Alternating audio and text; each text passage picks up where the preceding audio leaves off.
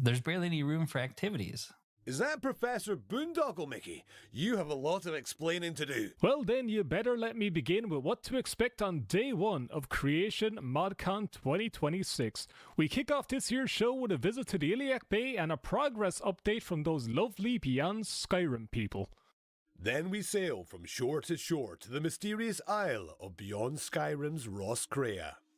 And then, Beyond Skyrim take us from the chilly north to the tropical south with Elsewhere.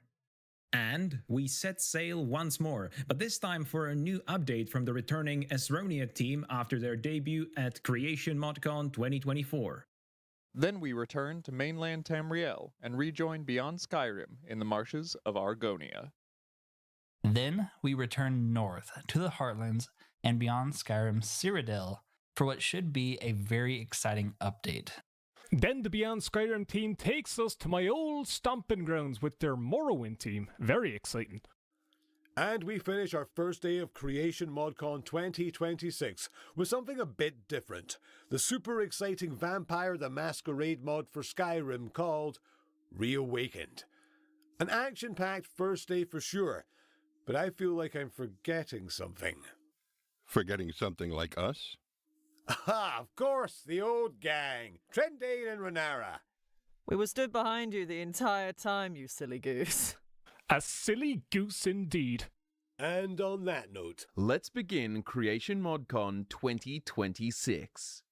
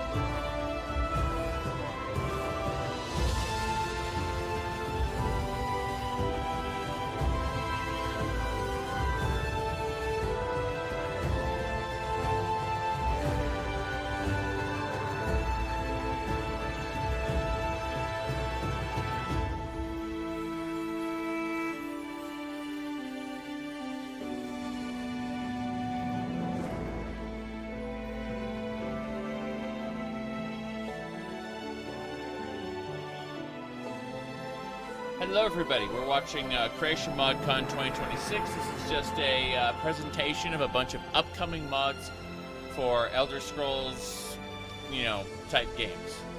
There we go. Anyway, Creation ModCon 2026. Yeah. There we go.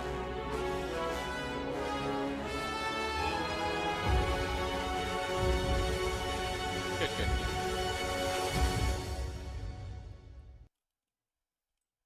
Hello? All right, Professor Boondoggle, is that the tranquil sounds of waves I hear emanating from our first segment of this year's Creation ModCon?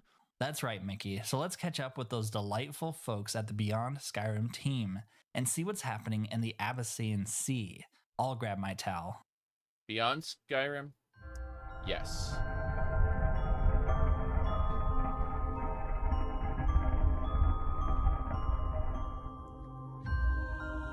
This footage was taken from a work-in-progress build to Beyond Skyrim Iliac Bay. So You what have see may be no subject to idea what change. lies just on the other side of that border. Beasts, brigands, and dark magic. And at the center of it all are always the Reachmen. Richmond. Much of Snowline is built on top of older ruins. This land has changed hands many times, like so much of the Reach. We of the Wellwek clan guard this valley now, Wellwek? as the real daughters and sons of Yolachan. This place is ancient and hallowed. Deep magic flows through this land just like blood flows through our veins. Okay. But a time of war has reached our valley. Together with Clan Kolakal, we must protect each other from the growing hunger of Rowan the Snake. The fate of the whole Reach depends on this. Of course. The fate of the Reach depends on us. Excellent. Alright, there we go. Perfect. I don't have this properly stowed. I just wanted to put it on for no reason. There we go.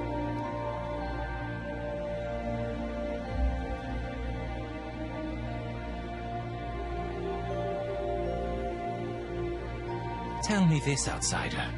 How was a kingdom born? Did Tiber Septim wait for his empire to be made for him? No. He took it by the sword. We will never be liberated by waiting for the perfect time. Today is the time to start rallying the clans under one banner. Thousands might die, but that means generations of Reachmen will be free. Any real Reachman would gladly pay this price. Dagger's Crave's time in the sun approaches, outsider. Heed my words.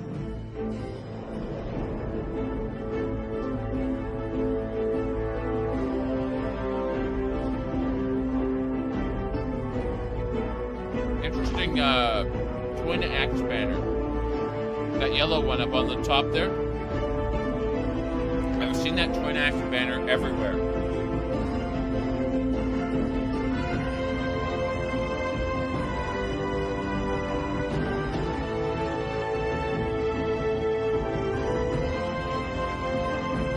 Manta rays. That's pretty funny. Big spiders, of course. My flock does grow ever so hungry, and you would make a delicious feast for them.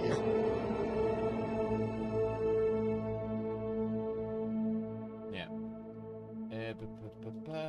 Good, good.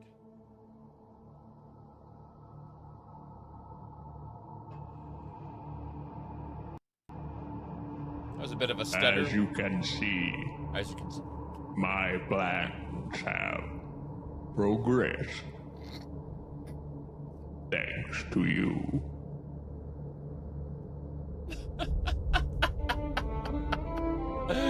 Oh no. Stross Mackay, my own little slice of paradise. like She Stross was Mackay. almost swallowed whole by the war with Somerset. Then my brother Arij and I united the pirate crews around the Abyssian and beat them back. Now he is gone, and I carry on his legacy. What can be said for the Jewel of Hammerfell? There is Ram, there is sun, there is everything a Raga could want. Fair enough. She is warm, serene, and quite good for trade. Stross Mackay. It's a Just good be place. careful of where you go and what you eat. One taste could cost you your soul.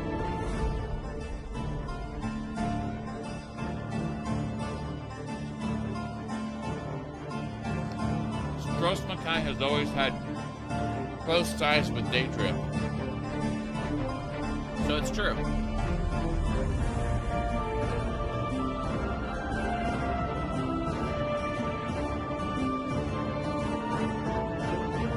Goblins. Zombies. Underwater content in my Skyrim? I'd be careful about that.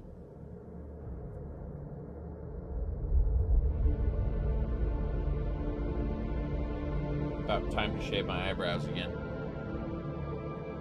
All right.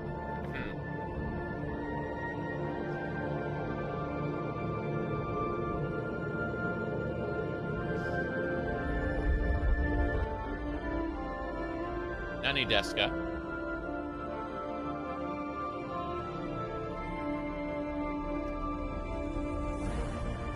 Coffins. So it is, they're reskin Draugr. Oh, we got skeletons. That's nice.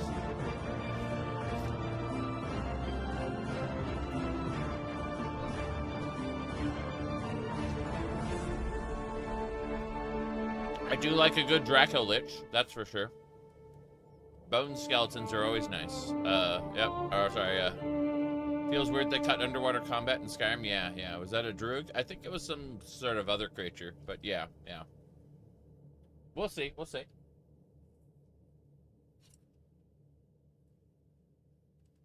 I appreciate the effort they put into this. That's for sure. BeyondSkyrim.org/Iliac Bay. What in oblivion is that? Uh-oh. Here we go. A tribute to CamelWorks.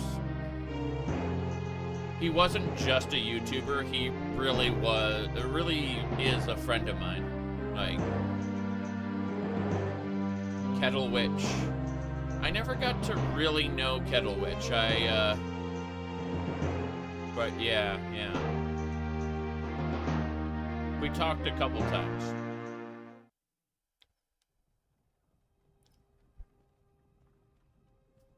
Skaggerfall. Yeah, I don't know about that. I mean, I can see the effort put into it. I really can. Like, I give the author their due for having, like, worked on such a massive thing. I just don't like it very much.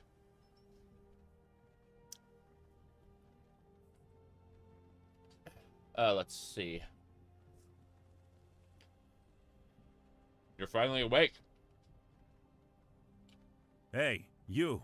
You're finally awake. You were trying to learn how to mod, right? Walked right into that crash. Same as us. And that writer over there.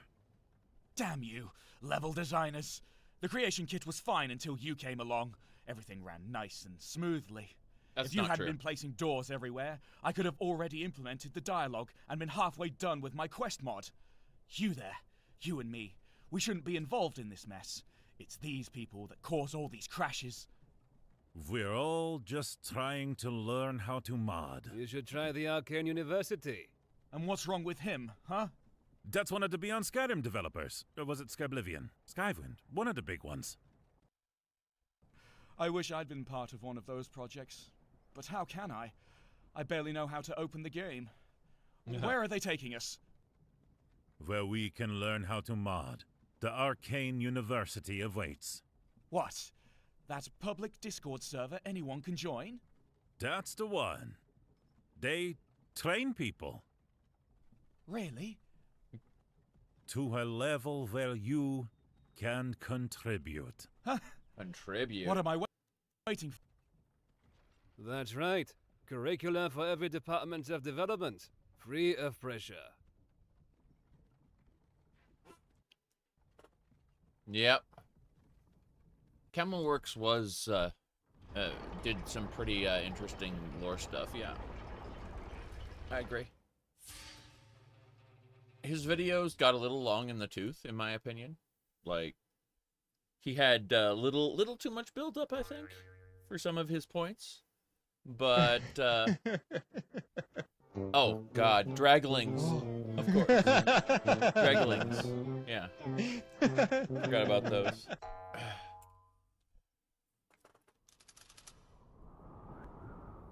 At Mora. Oh, God, penguins.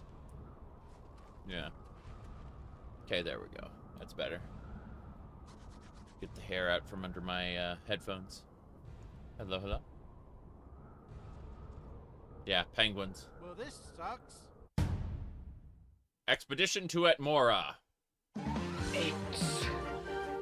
Maybe we can bargain for it. That's, yeah, the soul. Right, the soul gem. Princess Soul, yeah. Mickey D and Professor Boondoggle get to do the intro for a delightfully sunny place like the Iliac Bay. And where do the Beyond Skyrim team send us, Magic Addict? To the cold, cruel, and just very creepy island of Roscrea. A place full of giant surprises and mysteries. Let's see what we can find up north with Beyond Skyrim Roscrea. Yeah. Roscrea looks interesting. It looks like more Skyrim, to be honest, just with a few eccentricities. I think it's a good thing. The other projects kind of stray really far away from Skyrim in one way or the other. And I think...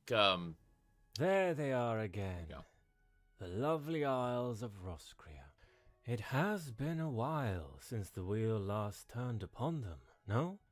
Let's have a look at what we have been working on for the last few months, and discover what has changed. Need a haircut? Yeah, I need to trim the ends, for sure. At the beginning of our workflow, mind that all departments work in parallel. But if you're saying you want me to have short hair, you can go get fucked. We completed a good while ago. Unless something has slipped past both the writing and the editing departments, writing has wrapped up with but one singular exception. The Roscrean Dictionary. The Roscrean The reason Dictionary? for this is the Roscrean language, Roscrea.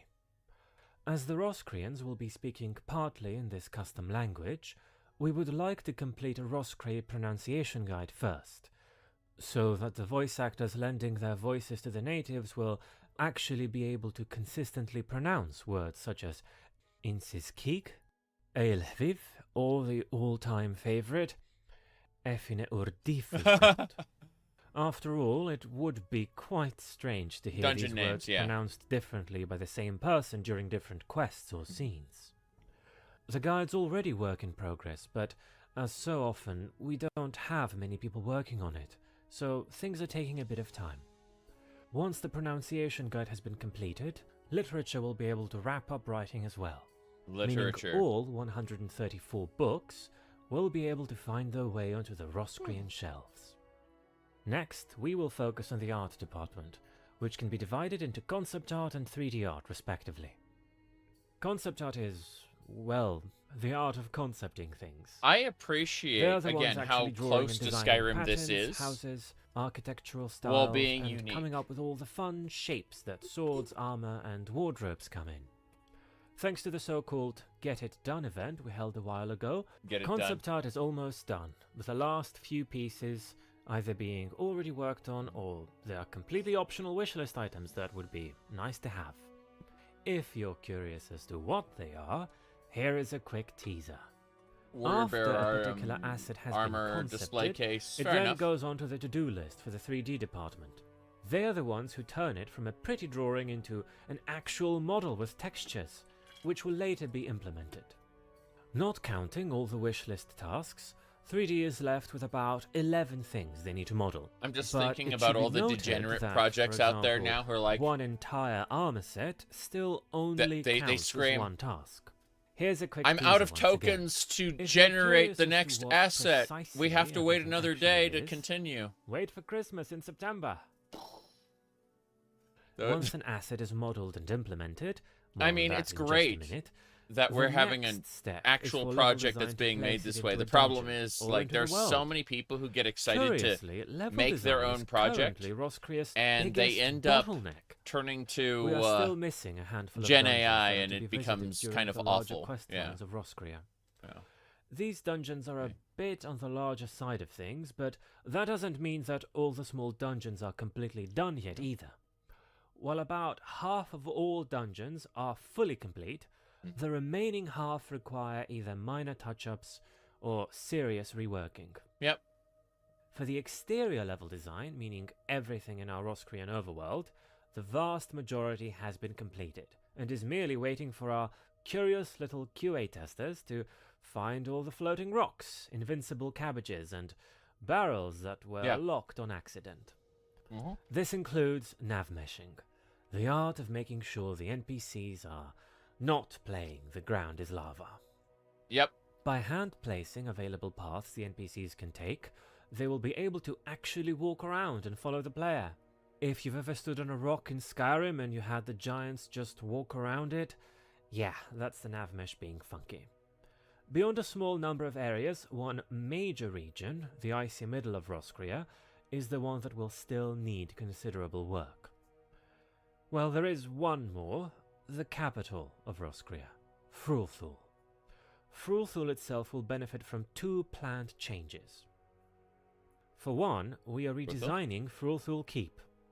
The keep is right now using a retexture of the Nord Temple, built into a mountainside.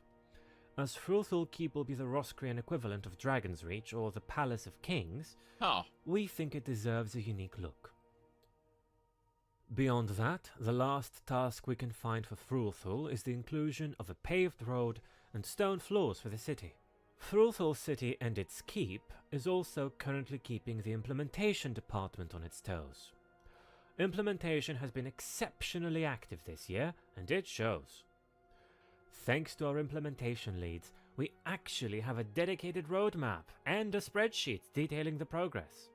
As it stands, 17 side quests of 24 total side quests and 38 of 46 miscellaneous tasks have been fully implemented and are awaiting testing and bug fixing. So they're almost done. Of the 24 quests That's that good. are tied to a quest line, 14 are also fully complete, while 5 are still waiting for their respective dungeons to be completed. Oh. And now, try to guess which big Dragon's Reach-like structure is where quite a few quests begin, take place in, or end. Needless to say, the keep itself has been bumped to high priority while the team tackles the completion of Frulthul. And once the city is done, there's a very large chance we'll be showing it off in the near future, as Frulthul has historically been one of those areas that hasn't seen a lot of coverage. Of course, even when everything has been implemented properly, that doesn't mean that development is done. Both the sound design department as well as the QA department have been slowly but steadily working on their tasks. While the sound designers are currently giving all the weird and wonderful new creatures their own identity through sound, QA is turning over every pot and every stone within the larger area of Crane Shore, testing the level design as well as the implementation of quests and NPCs. It should be mentioned that the QA department has only really started last year, and the department itself would welcome more activity going forward. As other projects are also performing QA at the same time as Roscrea, our available members are more than just stretched thin. And well, that's pretty much where Roscrea currently stands. If you're interested in helping us wrap up the final tasks, consider joining, be it level design, 3D art, sound design, or implementation. Every pair of hands counts. Should you be a voice actor interested in joining, please wait until a proper casting Will it call come is to made Xbox? through the That's a Beyond very Skyrim good social question. media. In the past, I'd say And if no, you think but you they've still need a recently bit of upped the practice limit, before so it's trying to join possible. Roscrea, consider hitting up the Arcane University, a place where you can learn and practice. Before, recently, it was impossible, like, for larger mods to make it to Xbox, so, you know, good luck. What in oblivion is that? Give me just a sec.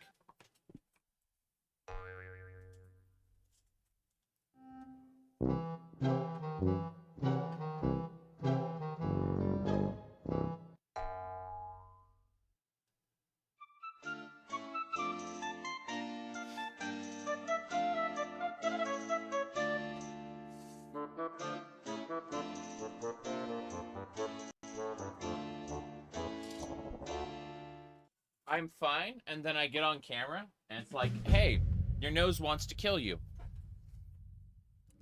Instantly stuffed, yeah. Okay. There is only so much that illustrations and artwork can contribute to a modding project. Without a 3D artist to create models and textures based on the concept art provided to them, we'd only be interacting with digital cardboard cutouts. The 3D art course of the Arcane University is designed to give you an exhaustive guide on picking up the workflow used by professional 3D artists. Complete beginners are pointed to a variety of different tutorials, whereas adept artists have the ability to test their skill on assignments curated by the teachers. Okay. Arcane University, in other words, learn to mod. They've streamlined the modding process to where you can actually learn it reliably. Okay, this looks good. I can see the repurposed assets, but... oh, this looks pretty fancy. Yeah. Ooh la la.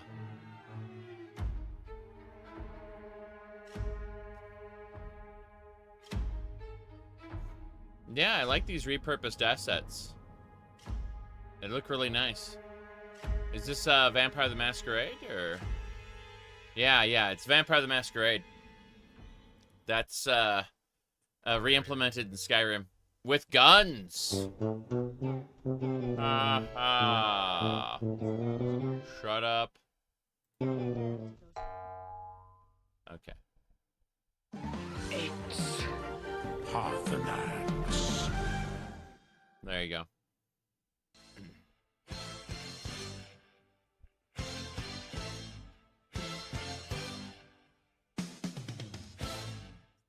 Welcome on board. If this Dreamsleeve transmission has made it onto your soul gem, then let me be the first one to say, congratulations! You are now eligible for an all-inclusive vacation at the Harrowfang Mire. Before you set sail into the Sea of Ghosts, please experience this transmission fully to learn more about this most exciting journey you will soon be forced on. Does this mean I can finally get to see the enigmatic and almighty Necromancer? No, not yet. As shown on this table, you are soon setting foot onto the Harrowfang Mire, a student collaboration project hosted and developed by the Arcane University. But as this isle is still under construction, such a large endeavor cannot be completed overnight. The story of the Harrowfang Mire is the story of one individual's hard work, magical prowess, perseverance, vision, love for desserts and pastry, and their inability to handle heartbreak. Chapter 1. From Humble Beginnings. From Humble Beginnings. After their separation from Morrowind's very own Vivec, the Necromancer sought to flee the heartbreak and constant warring of Tamriel. Once an accomplished sailor and cartographer, the Necromancer soon set sail alongside a crew of very merry men to reclaim the isle, known as the Harrowfang Mire, for themselves. Centuries have since passed, and the Necromancer, having rejected countless vampiric advances, remains alone within their castle, surrounded by their thralls and countless pastries. Be it the famous Hierarchian poppy seed cake or the sweet strawberry galettes of Valinor. Chapter 2. The Mire Today. Situated alongside the Thracian underbelly current, the weather of the Mire is a foggy and misty one. Thanks to the warm waters of Yakuta that pass through Thras and alongside the Tamrielic coastline, the Mire experiences exceptional humidity as the warm water meets the freezing gale of Atmora. This unique situation has made the Mire an exclusive destination for travel and vacation.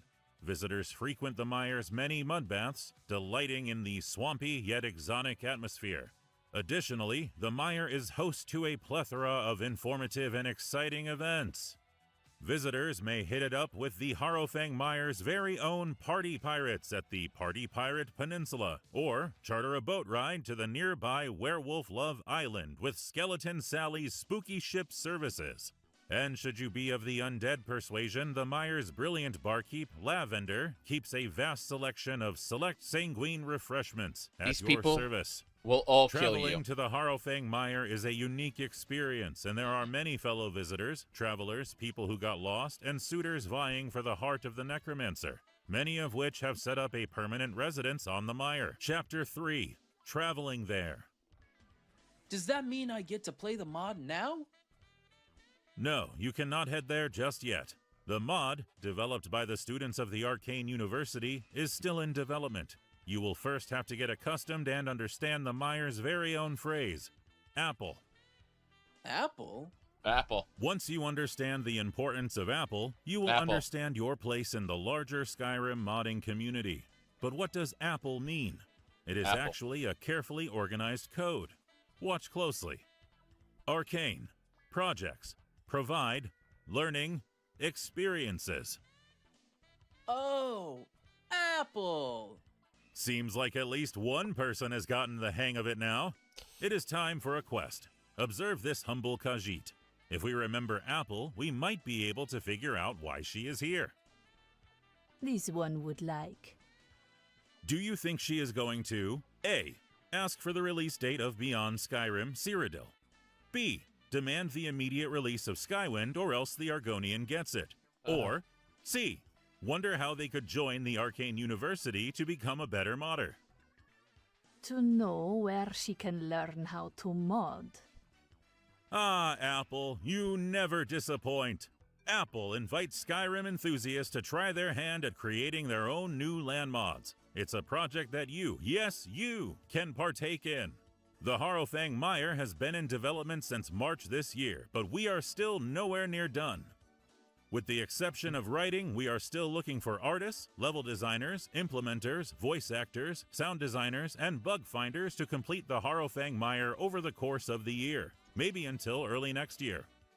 So, what are you waiting for? The Arcane University awaits you. Yep. Okay. That's a high effort pitch. Yep. They want to get more people into modding, which makes sense. What in oblivion is that? Oh, that's Cadwell, isn't it? I'm pretty sure that's Cadwell. I would be surprised if it's not Cadwell. This is at Mora, of course, with the penguins. Look at that in the background. These giant monoliths. Yeah. Well, this sucks. Expedition to Atmora.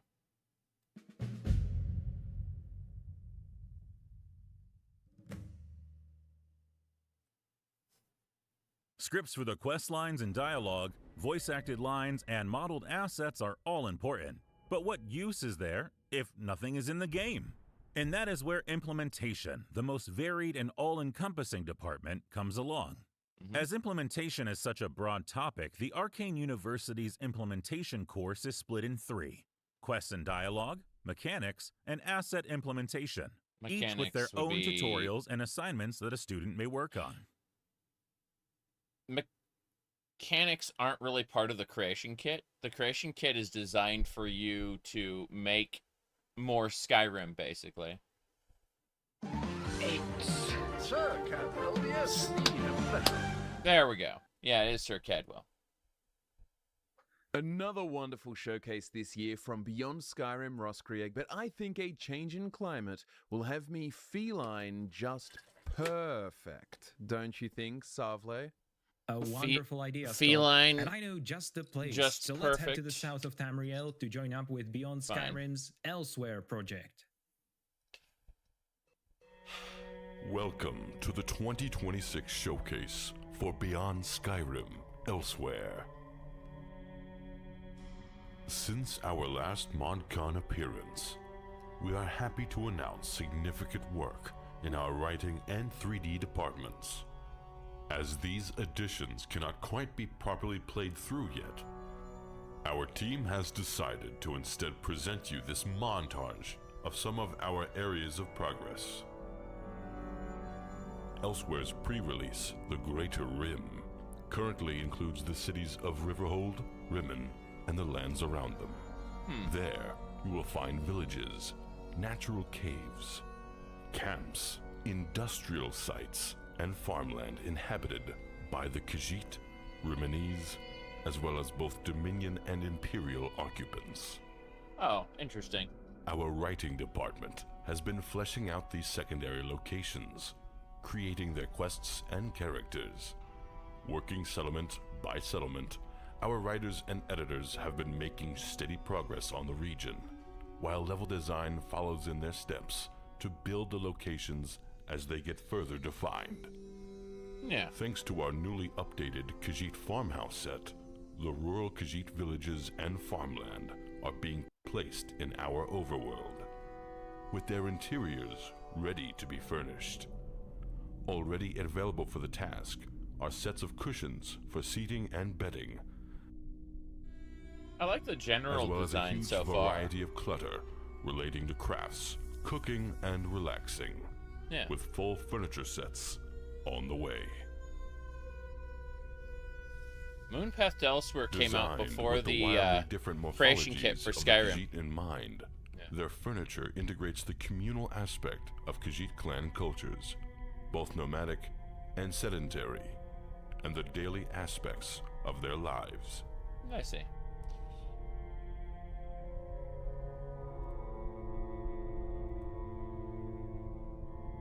Another recent addition present in rural Elsewhere are the crops native to the region. Village chef, yes. This new selection of plants and their fruit are adapted to the harsh climate of Anaquina, with their thick roots and sometimes gnarly thorns. Peppers. The writing department has also been busy with the generic dialogue you will hear all around the province, from combat voice lines to merchant greetings.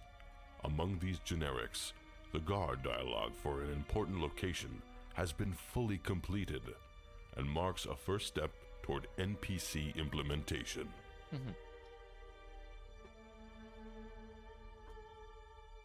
Some of our new 3D assets cannot quite be properly showcased yet, like this set of Rimonese furniture.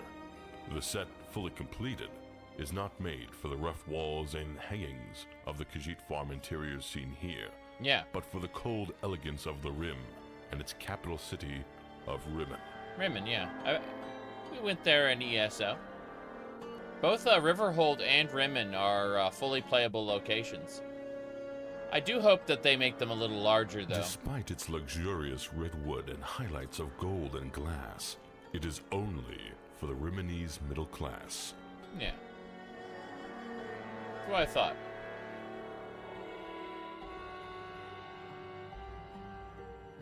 The highest class of Rimmon's furnishings are even more ostentatious, with complex details in their shaping and ornamentation. Okay, I like these quite a bit. Yeah. Need to see them playable, obviously, but keep watching until the end of the showcase. Yeah. We've got more information on Rimmon's houses on the way. Fair enough. Among the structures that can be found in the Greater Rim, Elsewhere now includes several old Imperial forts. I love for the Imperial player forts. to explore. Yep. These are fun. Dungeon crawls, even. Built in previous eras, they stand atop heights or in difficult-to-reach places. If not for recent Khajiit war against Rimonese, these forts would still be manned. Their imposing walls and towers marking the splendor of an ancient past which is now abandoned and ruined, making them perfect for anyone looking for an easily defensible hideout.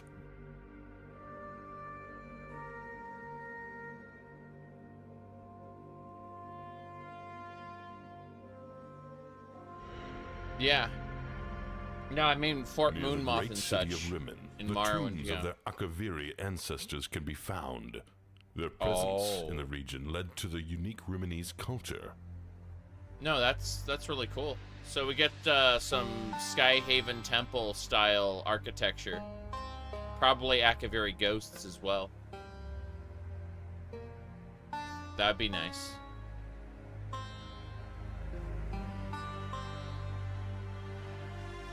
But yeah, that makes sense. That Rimmon would be a combination of Akaviri and Khajiit cultures.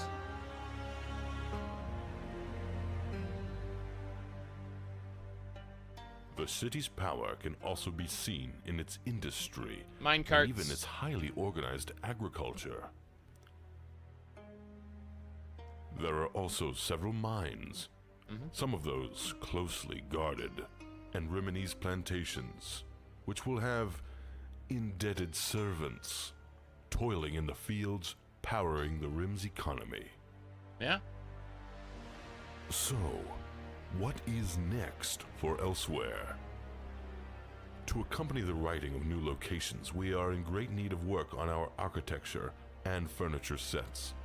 In rural regions where exteriors are mostly complete and the interiors of houses available, we need to finish concepting and modeling furniture, starting by larger pieces and moving up to smaller, less essential pieces of clutter. Yeah. For Rimmon and Riverhold, we have a large selection of incomplete architecture models. Placed in-game, they allow level designers to build the cities, but require more work to look correct. Yeah. Our city buildings also currently lack interiors, requiring new models before we can create the insides of buildings and think about filling them. We are in need of 3D modelers specialized in architecture to help us complete I'm these thinking of sets. all the projects that just use We like would also default welcome Skyrim the addition of interiors new that writers don't to create speed up the completion of our pre-release areas. brand new assets. If you are interested in the province, do apply directly on our website or contact us on our platforms for more information. Yeah, they need like they want to do brand new We assets for appreciate everything. you tuning in for our 2026 showcase. So Elsewhere isn't like a Remember carbon to check copy out of our Words from Skyrim. Elsewhere bulletin for updates, as well as the showcase posts on our social media pages. We do hope you have enjoyed our presentation. Yep. Now, we invite you to simply take in the sights of Elsewhere. Warm sands, friend. We hope to meet again at a future ModCon. A future ModCon, in other words, you're not being done tomorrow.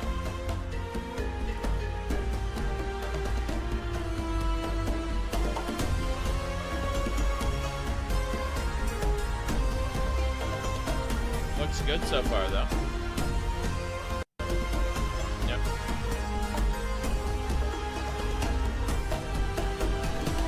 No, I appreciate that, what they're doing, which is like making all new assets for things, so it doesn't just look like Skyrim again when you enter a house, because that's what a lot of mods do. They just use the same prefabs as base Skyrim, and then they just populate it with new stuff. But they seem to have a design philosophy here where they want to make things from scratch, which I appreciate that. I really do.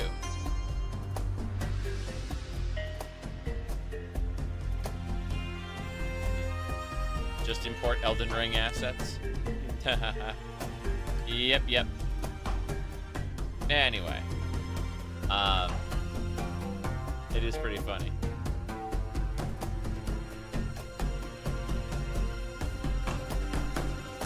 I think we had that with Vigilant, didn't we? Howdy, Deathtron. Howdy, Gaff.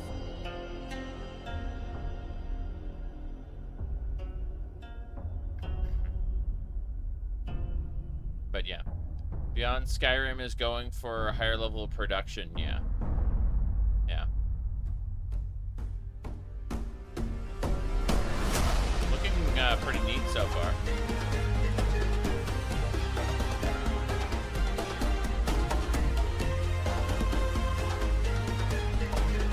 Beyond Skyrim Elsewhere. They're recruiting people for specific parts of their production.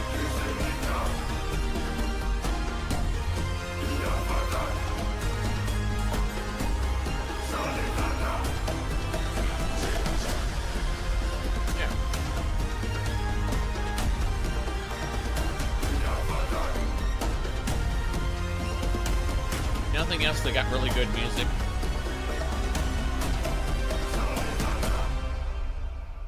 I appreciate it.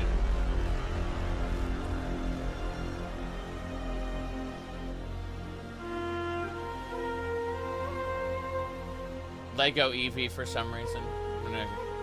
Yeah, no thank you.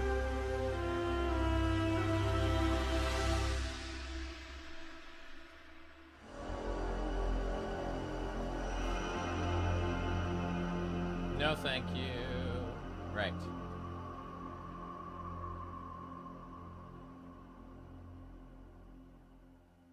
What? Don't they need SE? What do you mean? What in oblivion is that? There you go. It's Meridia. It's Meridia. Oh god. That is a, that's some of the Bethesda magic right there, yeah. Good, good.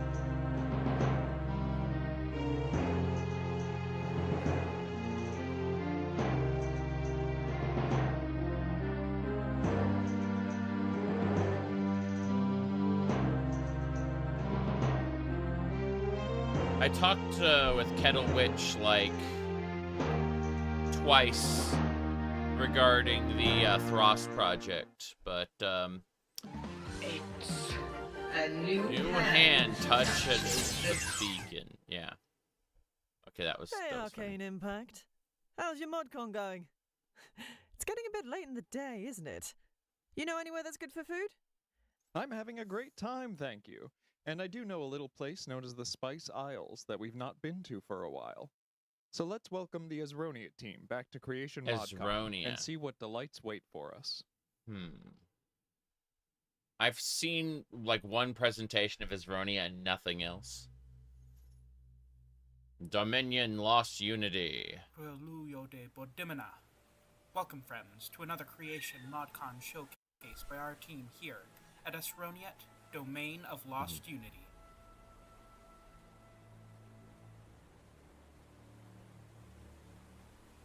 Today, our team has some exciting developments to share with you. Come with us on a journey east, across oceans, to the islands of Asroniat, midway between Tamriel and Akavir. Fair enough. Is this with the bad elves? Here, turquoise waves give way to white sands, palm trees. I know there's an island between them with bad elves. I just don't remember which one that is. Where the West's demand for spices fuels extractive commerce through its iron fist. This area is pretty wrecked, isn't it? It's a nice place to wash up, though. A defensible fort. You thought this was Roskria? No. This is like... There's a mythos that the community's been working on for a long time, which is a combination of these different islands that are on the way to Akavir. And these different islands have like a complex trade arrangement with each other. When Uriel V invaded Asroniat, various forts were erected, now largely crumbled as power has been consolidated. Yep. Asroniat is no stranger to imperialism, from the Empire today to the Seishi of the First Era. Journeying away from Fort Blademoth, you can find unique flora that dots our landscape, including bioluminescent plants such as this one. Asroniat is planned to feature glowing life all over the island. That one's textured a little wrong for this area, but in progress, you know. The way it stands out like a Daedric plant in the middle of a naturalistic area. An island in the Low Point region known as Krabanu Bakgang. The landscape here is inspired largely by the PP Islands of the Phuket province of Thailand, albeit basalt instead of limestone. Yeah. Fair enough. Those are valid locations, but a very immature person is going to make jokes about them. The fact that that's where my mind went first, you know, speaks to my level of maturity.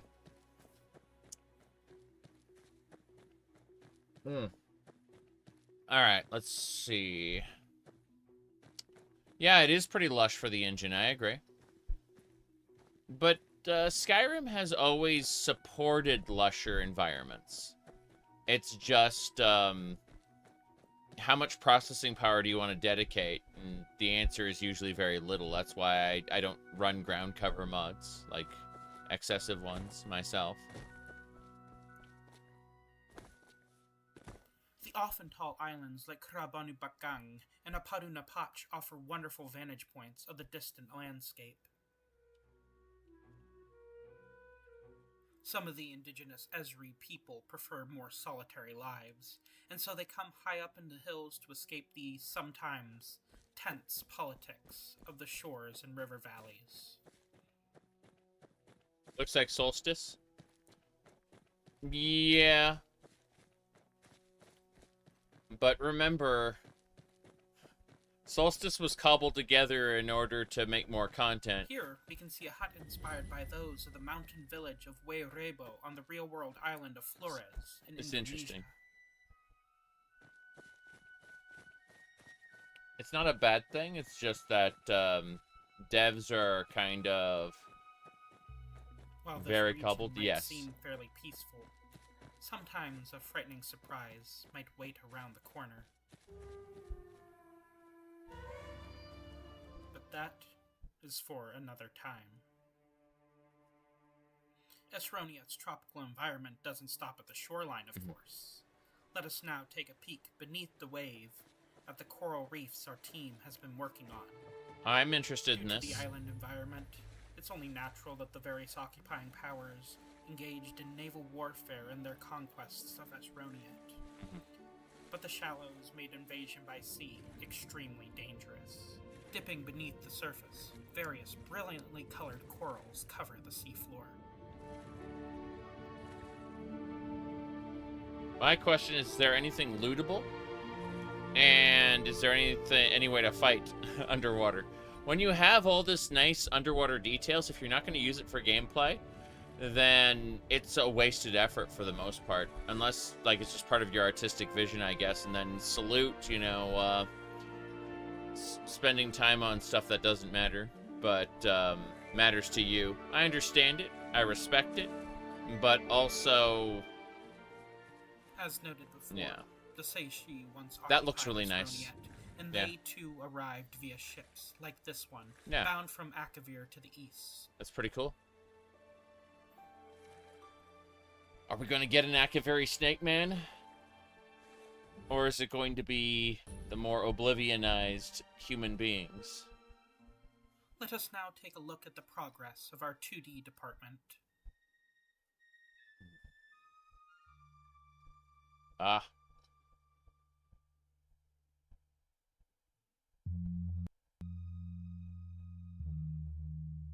A mod makes underwater sea things lootable? Yeah, that'd be nice.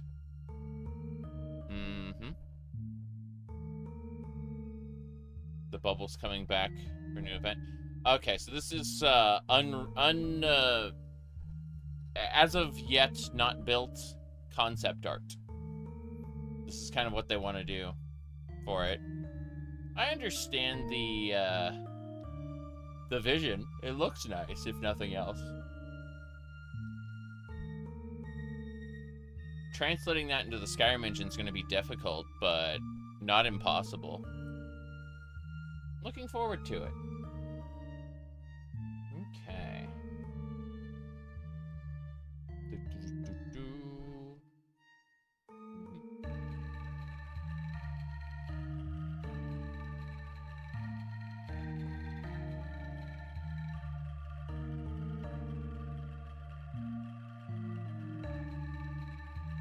Yep.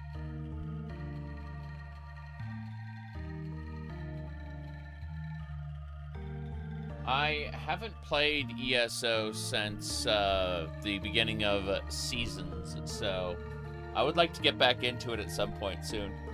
Just not today. I'm still too obsessed with Final Fantasy XIV at the moment. Though, as soon as Morrowind's Tamriel Rebuilt expansion comes out, I'm going to be playing that almost exclusively for a while. I'm going to mod for it first, obviously. We'll see what kind of... There's even more level design work done than that shown earlier in the showcase. Here, let's show you now our Basalt Cave tile set as used in Pols Grotto.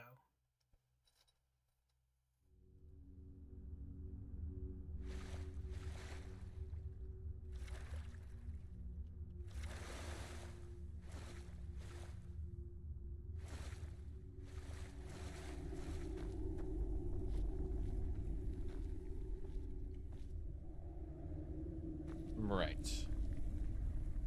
Yeah, these are really cool assets, and a lot of this stuff looks lootable. Yeah, that chest just opened. That's great. I like this a lot. Touch. Yeah. I recognize the pillar design. I think we've made extensive use of these pillars in, what do you call it? Some of the extra dungeon packs as well. Pillars of Salt. Yeah, these chests are definitely of a more ESO make. I've got you hooked on Tamriel Rebuilt and Project Tamriel. Can't wait to play through them. When Pleasant Song comes out, that's good to hear. They're great experiences. if you like Morrowind. You know, like, at their absolute worst, they are more Morrowind. At their best, they eclipse everything in vanilla Morrowind except for the main quest, of course, obviously. In addition to the work shown off so far, is also that of our writing team, who has been hard at work writing NPCs. I see. I love having multiple dialogue options in Skyrim games, so it'd be nice. Yep. Let me see.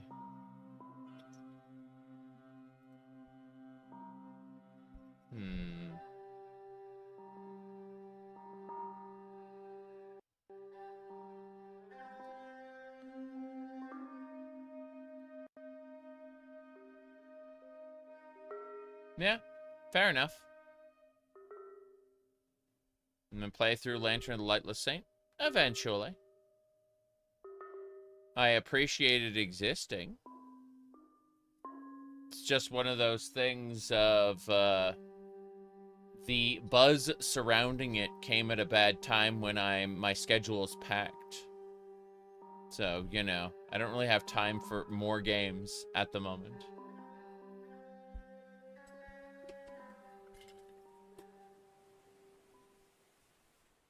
But I appreciate its existence. Here on Esroniet, so too sets the sun on our team's 2026 Creation ModCon Showcase. That's cool.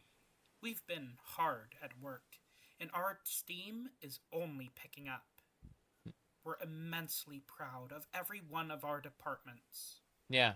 We could have never done any of this without the wonderful team of volunteers we have working with us right now.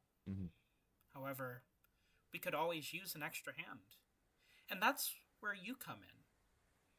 If you have the skills and are looking to join, we're recruiting.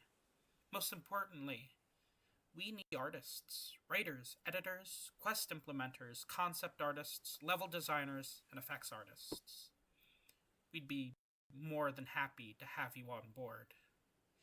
If you want to hone your existing skills or learn new ones, visit the Arcane University, and also follow us at the Nern Uncharted Discord server linked at the end of this showcase. There you can keep up with our development and even apply to join us. Mm-hmm. Finally, join us for our You mean the August 25th yeah. to ask questions to our team about our project. Until next time. You can see it's when it says in progress, they really meant it. So this is all conceptual, not really well implemented, but it looks like it'd be a fun sandbox to explore in. And that's mainly what I'm looking for in these Skyrim updates, I think. Let me see.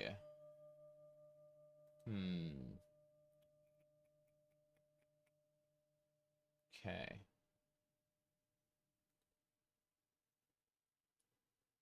They need VFX artists, yes. What in oblivion is that?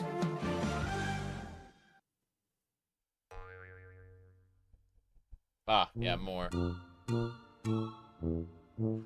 That I've seen that happen a lot in Engine. Yeah. Absolutely.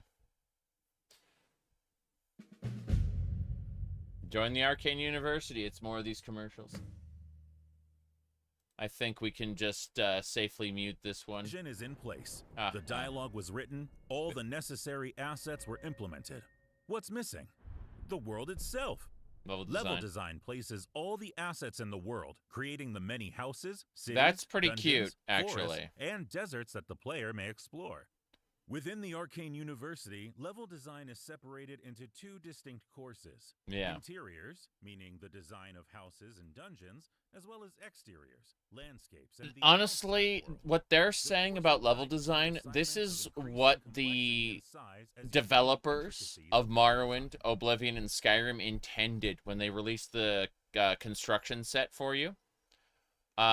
Everything else we do in modding is basically beyond the scope and scale that they really had for you. Like, that's not a bad thing.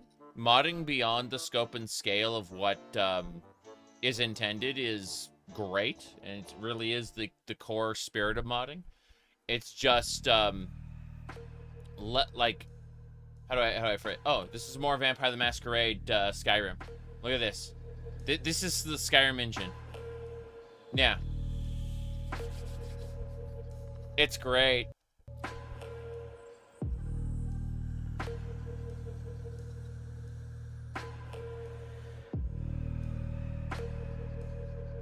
Yeah, this is the Skyrim engine, Vampire the Masquerade game.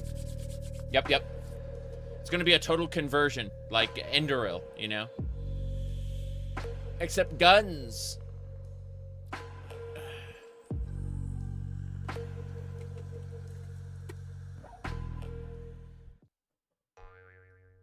I mean, this is what happens when you make a Vampire Masquerade Bloodlines 2 that isn't, yeah, those are dead cows. I've had that happen in my game too. Cows falling from the sky and dying. That's happened to me.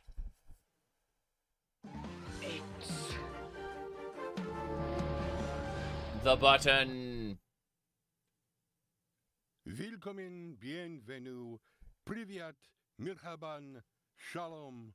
Yeah. Vampire the Masquerade Bloodlines 2 really kind of forced a lot of people to reconsider the future of vampire games. Every year. I know, Trendane, and our next showcase is proof of that fact, as we go deep into the bogs and Drop marshes bear. and find out what's going on in the dark depths of Beyond Skyrim's Argonia. Let's see here. Hold on.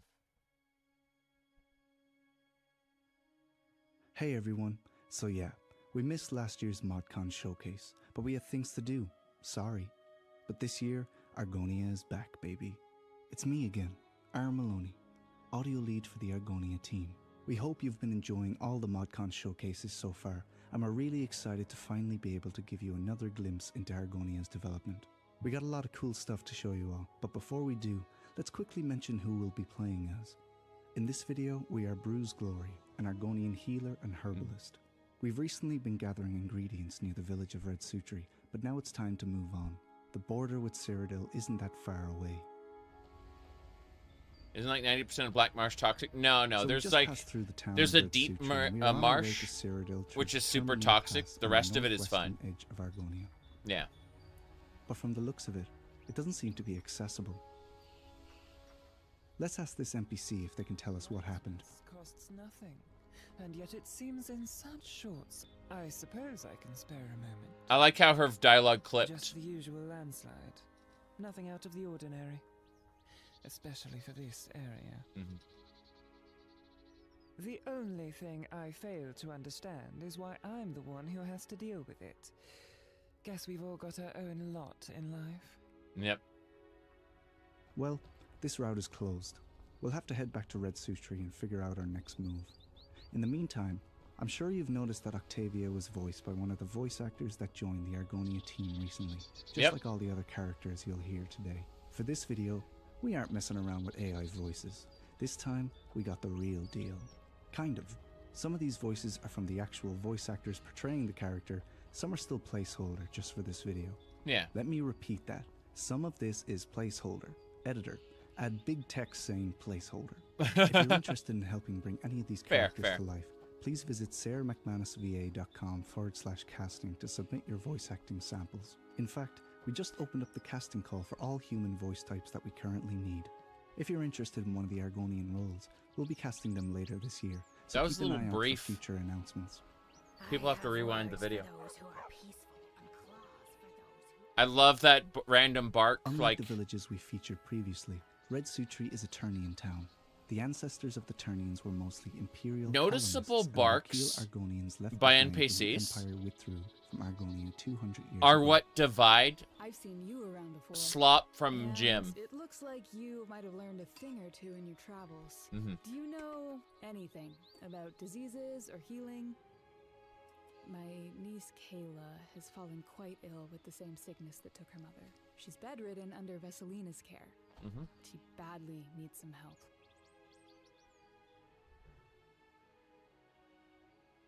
That's great news. Finally, someone who might know what to do. She hasn't been able to keep a meal down for the last day or so. She has a persistent cough and struggles to breathe.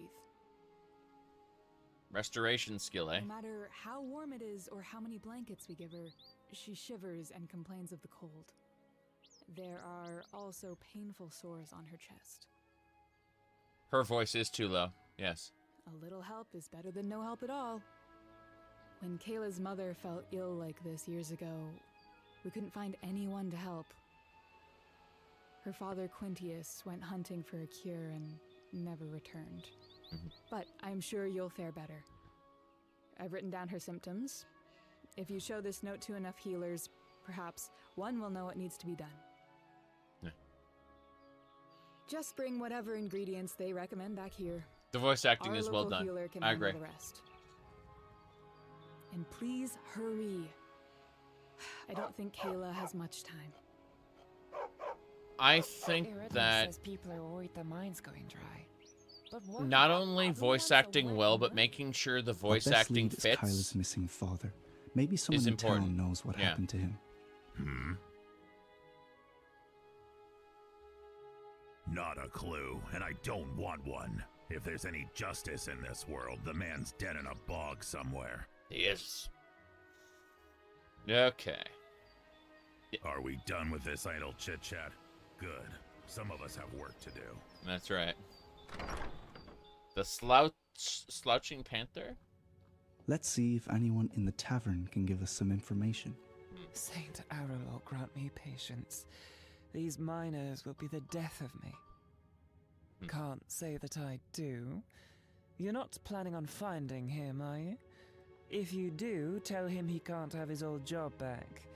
It's mine now.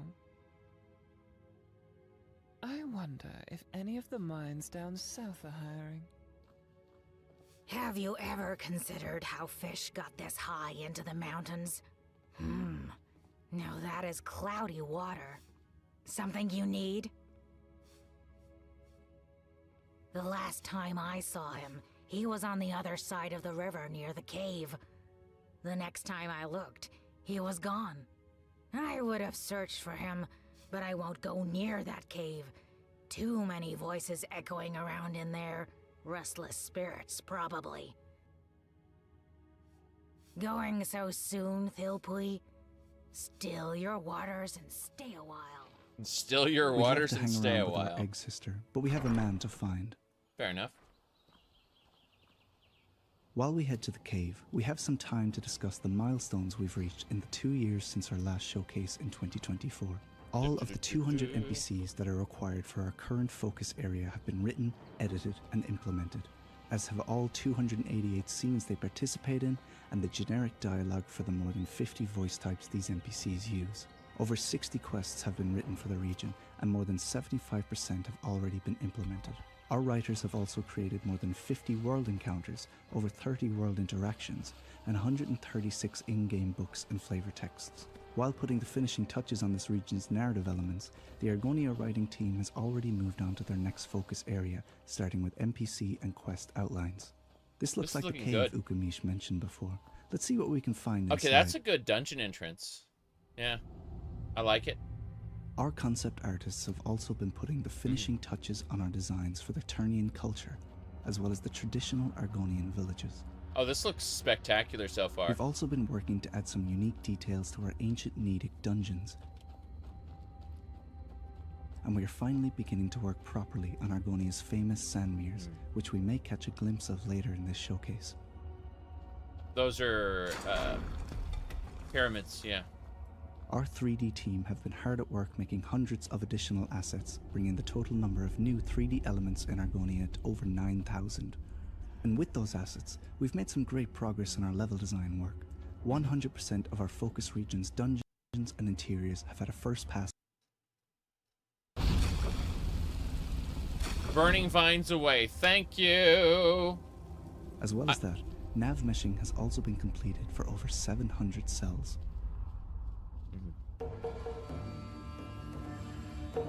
Ooh, a newt. Nice little Lizard. Looks to be using wolf AI. As cute as these guys are, their bite can be deadly. Maybe you'll find a tamed one somewhere in Argonia who doesn't mind being petted like the good boy he is. I love being able to burn away roots and stuff. I just wish that sometimes it would have an effect there. Unfortunately, this looks like it could be the remains of Kyla's father, Quintius. Let's have a read of his journal. Maybe there's something in it that can lead us to a cure for Kyla's ailment. What a shame. This man was clearly desperate to save his wife, but something got to him before he could. Yep. Here it is. The ingredients we need are swamp lily, marsh deer antlers, and red zathari. We already have marsh deer antlers from our research, so we just need to track down red zathari and swamp lily. It's getting late. Let's head back to the tavern, get a bed for the night, and set out on our travels in the morning.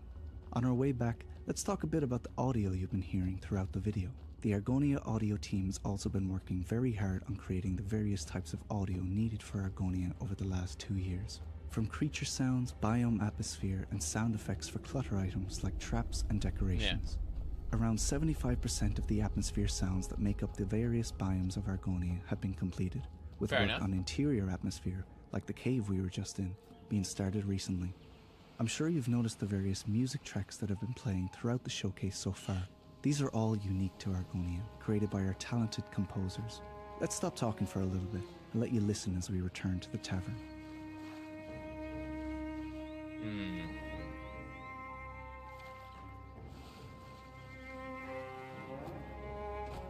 Yeah. This is a neat area. This is like, what, 4 or 5 houses? 1, 2, 3, 4, 5. Yeah. There's like 5 houses here. It's a normal Skyrim village.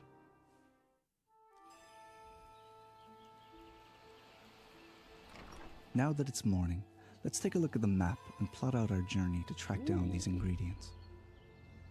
Firstly, we need to gather red zathari flowers from the Actiamaiha region due east of Gideon, then make our way back up through the stone forest, as it would be too dangerous to pass through Mirkwood and the southern Amzaleel regions. Mirkwood. Then into Rormasukal. That's where only the region where swamp lilies grow.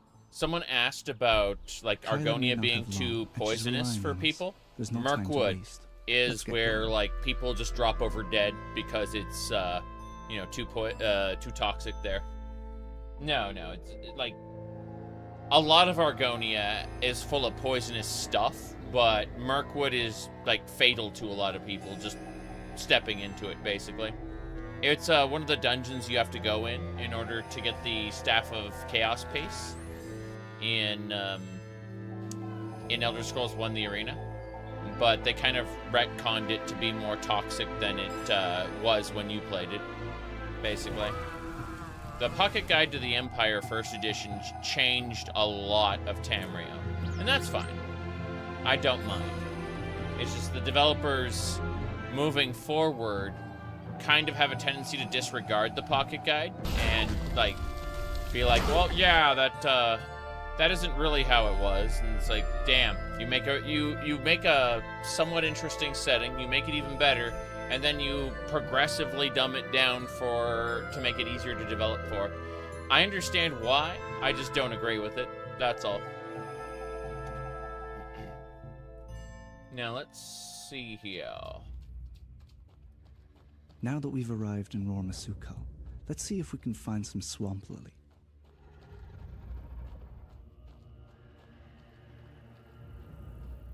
Right.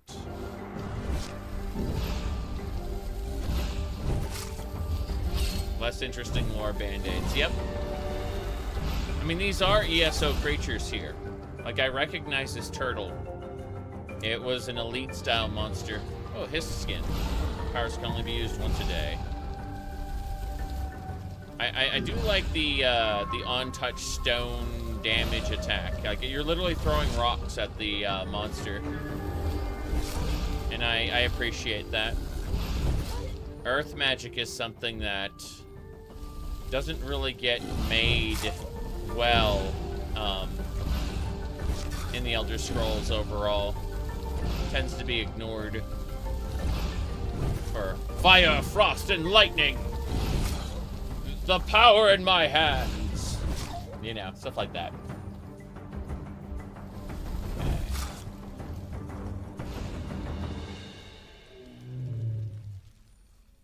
He dead. Finally.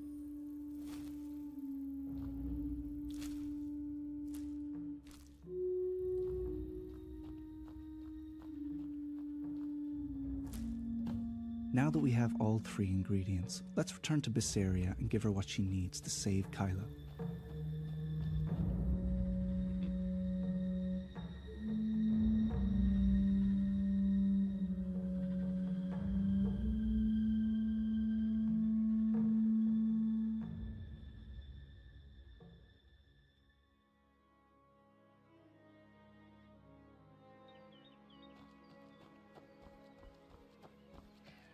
Still waiting to figure out, I like what I've seen thus far, I just don't know. Yeah. Telekinesis. Ah, you've returned. Just in time. Kayla is getting worse every hour. Give ingredients. You've been very helpful, friend. I'll get Vesselina to put these together in a potion, give it a blessing, and give it to Kayla right away. Here, take this for your trouble. You saved a life, you know? I know Kayla will be very thankful. Hopefully. Hopefully we've saved a life. I don't know. I don't know what's going on here. Alright. It seems like the people of Red Sutri could use our assistance more around here, so maybe we'll stick around a little longer.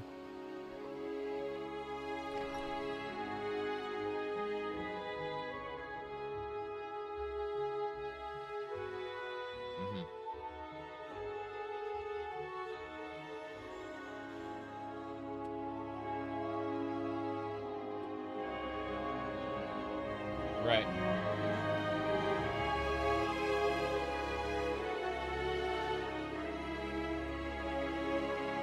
Argonia. Yeah. That's beyond Skyrim, Argonia. It's good, it's good. Just Thank you so much for watching our showcase. We hope that this look behind the scenes highlights how far Argonia has come over the last 2 years, and perhaps inspires you to join us on the journey. We are actively recruiting writers, 3D artists, concept artists, sound designers, composers, implementers, and voice actors. If you'd like to help us bring Argonia to life, we would love to review your application. And if you're eager to sharpen your modding skills, join the Arcane University to learn alongside countless creators building the future of Beyond Skyrim. They Thanks really again are for selling tuning that in, Arcane and enjoy University. the rest of ModCon 2026. But it makes sense. A lot of people don't really know how to mod, but want to contribute. And it's like, yeah. What in oblivion is that? Then, of course, more Bethesda magic. Ah, untextured. I've seen those before. Yep. You'd be surprised, though, how resilient Skyrim is. It used to be untextured stuff would just crash the engine. Right? You know, in Oblivion and such. Voice acting and sound design serve to immerse the player and to make the world more believable. Voice actors lend their voices to the many NPCs and sometimes creatures to breathe life and personality into them, while sound designers ensure that the world itself comes to life with ambience, soundtracks, or sound effects. This is so important, equalizing the audio to make sure that everyone's curriculum has crafted 2 courses everyone's voice sounds pretty consistent to one another. While the voice acting course That's a focuses big on deal. acting lessons, the sound design course is more technical. I guiding will students from probably an idea never to a edit my finished audio atmospheric ever. piece or sound But I do appreciate the effort people go into. Like, I've looked into it and I understand it. I just choose not to do it. You can adopt up to 2 children. Yep. Spawn in the air, fall down, kills the horse. You're fine. The horse is dead. Unfortunate. Ethereum Forge. It's the Ethereum Forge. Okay. I need to do that This year, in like the we next are happy stream or for two. you to take a bite out of something a bit different. That's right, Trendane. Led by developer Galero, they have set out to create a total conversion mod of Skyrim that will drag you into the world of darkness known as Vampire: The Masquerade. It's bloody exciting work, and we're happy to share it with you now. So bring your steaks and your garlic, and prepare to feast your eyes on Vampire: The Masquerade Reawakened. Hello there, this is Papa Galevich, aka Galero, project lead and main developer for Vampire: The Masquerade Reawakened project. Yep. Joined by Kedron De Leon, also known as Dronicus on Discord, creative director for the same project. Okay, Vampire the Masquerade, yes. We represent yes. a team of volunteer developers and modders dedicated to World of Darkness modding projects, Vampire: The Masquerade Reawakened and Vampire: The Masquerade Chronicles. Our plan is to reinterpret the canonical elements of the Y2K release of Vampire: The Masquerade Redemption as a mod for Skyrim, with the additional plan to recycle the Reawakened assets to produce a completely new set of stories called Chronicles, which will expand the player capabilities and be more accurate to old World of Darkness lore. Our plan is a live service release, which will provide the first quarter of the original Redemption story as it takes place in Prague, ideally followed by a Chronicles release in the same location. This decision has been made to provide the fan base with an earlier release that is faithful to the original and to test the market for the future. Yeah. Here we are, still human, in Prague's Four Stacks Inn, just after completing the intro. Notice there is no blood bar. The blue bar is health and green bar is willpower, altered from Skyrim to accommodate Vampire: The Masquerade mechanics. Fair enough. Let's open the advancement screen, what was perks in Skyrim, to spend the experience points earned thus far. Feat-based leveling has been replaced by spending raw experience. We have kept the standard World of Darkness attributes array and maintained the original Redemption attribute dependencies for wielding weapons and armor. Additionally, some attributes at higher levels will unlock extra loot, hidden spaces, and concealed items. Fair. Abilities that play well in a video game have been developed here, including offensive and defensive abilities as well as stealth.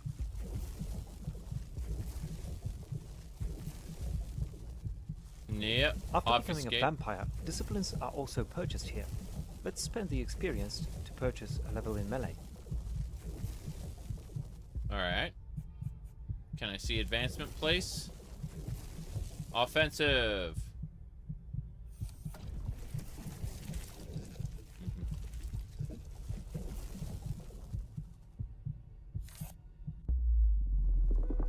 Yeah.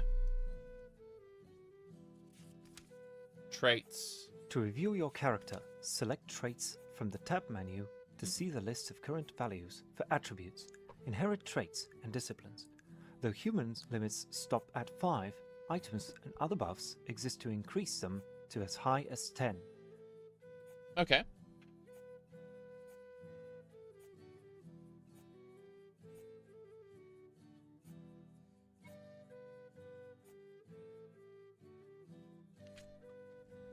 Now Looking let's good so explore far. Prague.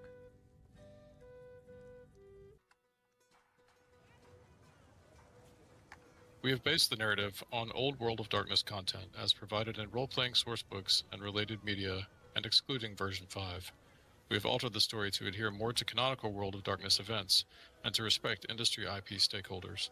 Because we have volunteers from all over the world, we have chosen to voice the characters still in English, but with more authentic accents that reflect the character's origins, starting with Kristoff.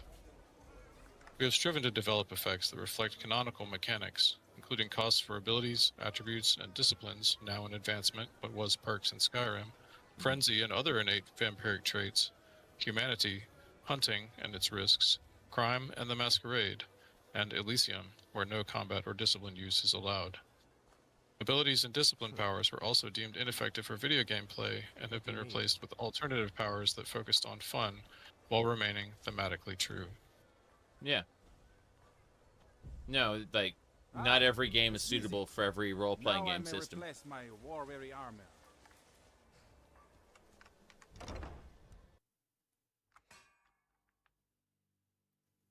Kristoff has been tasked with the destruction of a source of evil that plagues the city from the nearby silver mines. He is on the hunt for more information on that evil. Hail, good Sir Blacksmith. I am Kristoff of the Knights of St. John, and I seek to replace armor lost in battle. Well met, Sir Knight. I be Jaromir Borislav, and the roof over our heads be blessed to share a hospitality's air. I fear some time be in store for your foes, to be sure. What unfortunate soul be drawing the ire of such a holy servant?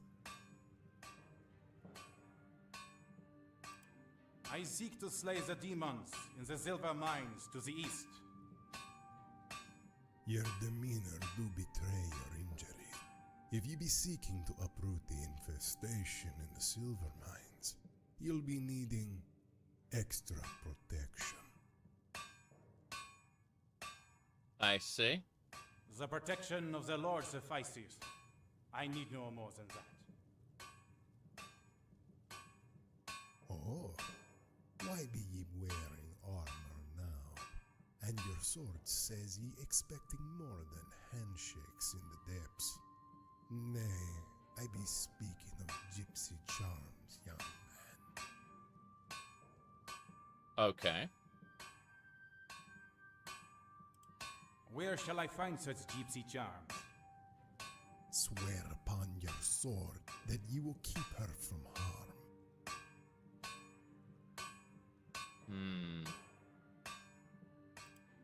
I promise.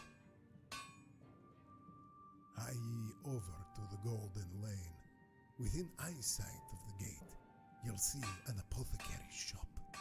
Tell her I sent ye, and you'll find somewhat to aid ye directly. The Lord protect ye, boy. There we go. Cavalry bow, Crusader sword, hammers. Okay. Gambazon, of course.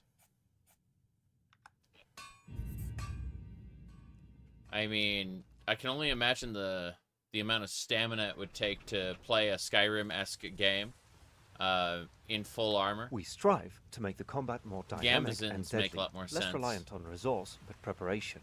Only 100 points of health, no instant healing. A fight may end swiftly, decisively, and not always successfully. Some creatures and effects deliver disease and poison to our hero. Sleeping in your haven or imbibing vaccines and antidotes will abate these effects.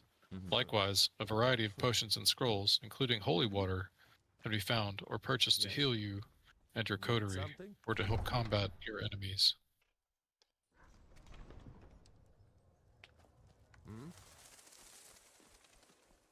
That was weird, seeing the bats fly away here. The shop of the Gypsy Witch. Dare I enter such a place? Dare I enter such a place?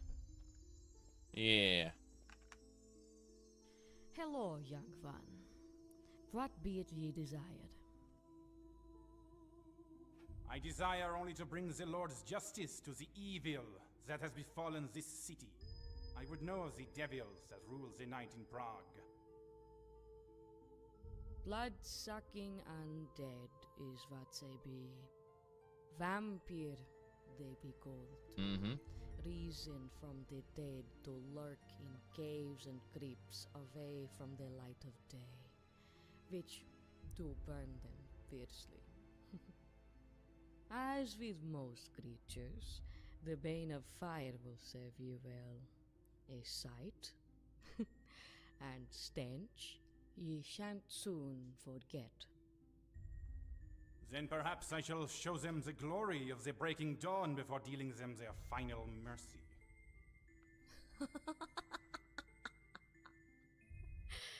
Your steel alone be not enough to vanquish these enemies, lest ye separate the heads from their undying bodies. This is okay. And they care not for your Oh god, it's the Harkon implements animation. having abandoned their souls in exchange for cursed immortality. Yeah. They need new animations. I understand that requires, like, heavy script extender stuff, but, to see the NPCs do the Harkon walk has always been irritating. Ye do well to find a warm hearth indoors after sundown. That what stalks the streets after dark be just pawns on the chessboard that is Prague. I shall send all such wickedness back to hell.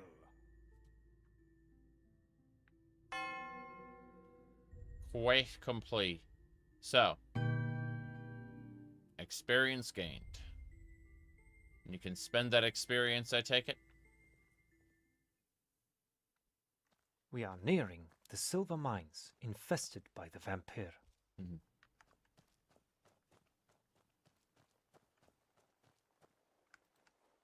Let's see.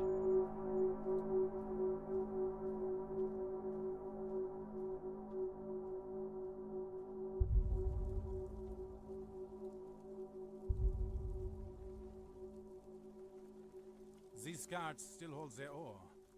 The diggers have fled this place in haste, and the fiends have not seen fit to continue such honest labor.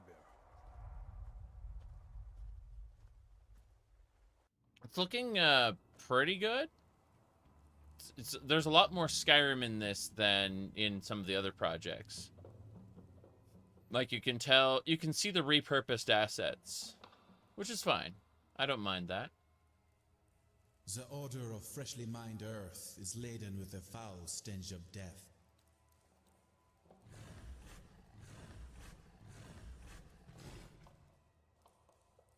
Oh.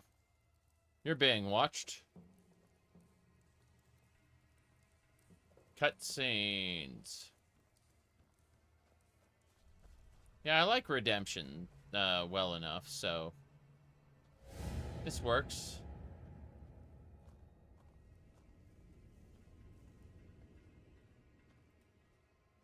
What mystery lies moldering here? This poor soul died without a wound. Save a bit of blood at the throat.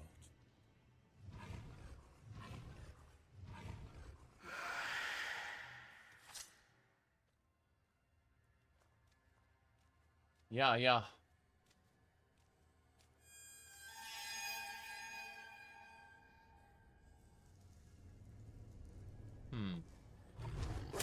Up. To the abyss with thee. Wow. They were right when they said that HP pools are low and encounters Notice will be that the dealt weapon I'm swiftly. wielding has two edges to it. Some weapons can be used in two grips, swapping speed for damage and vice versa, and behaving differently in each mode. Yeah, that's pretty cool.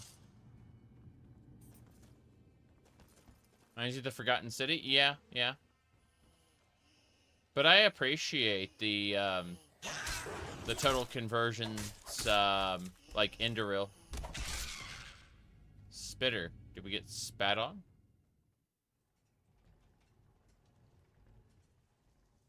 Okay, so they switched areas. Multiple lighting sources conflicting already.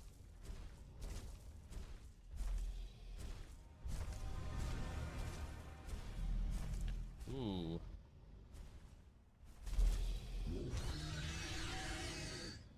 Fair enough. A lesser Looks like war we have a ghoul. tougher fight on our hands. Let's use a little True Faith help. Holy water. Fair enough. Hello?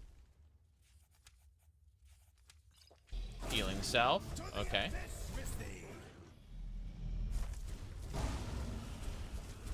I see. So it looks like it costs willpower to use that. That's interesting. And the healing salve does regenerate health over time. Looks like we've found the source of evil in the mines. Blasphemy! Let the builders of this mockery of a holy cathedral show their wicked faces. Out! Blasphemous wretch! Taste the steel of righteousness!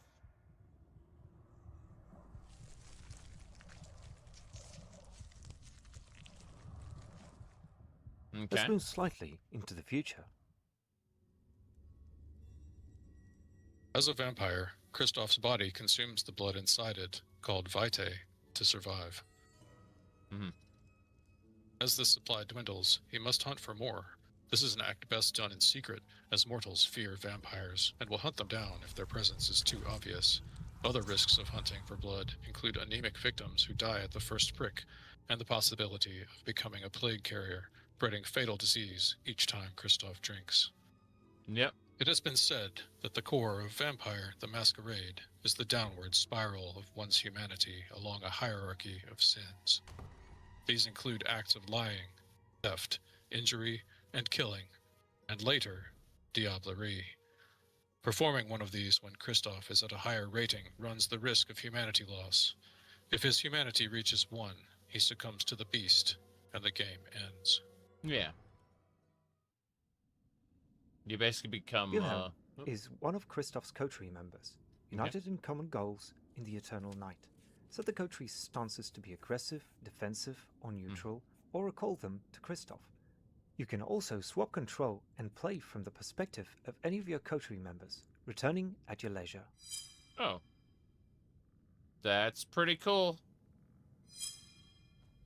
So it is very much like Redemption then. That's neat.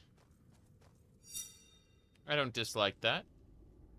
You may advance your coterie by purchasing attributes and disciplines for them to better aid you in your endeavors.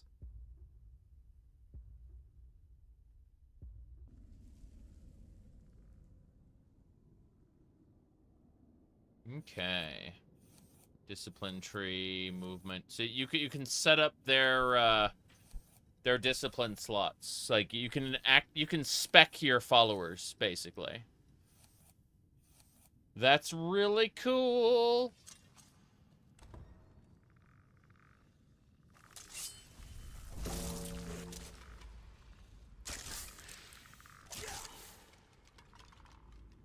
Okay. To the abyss with thee! Yeah, this is definitely Redemption. Never should have come here! Never should have come here!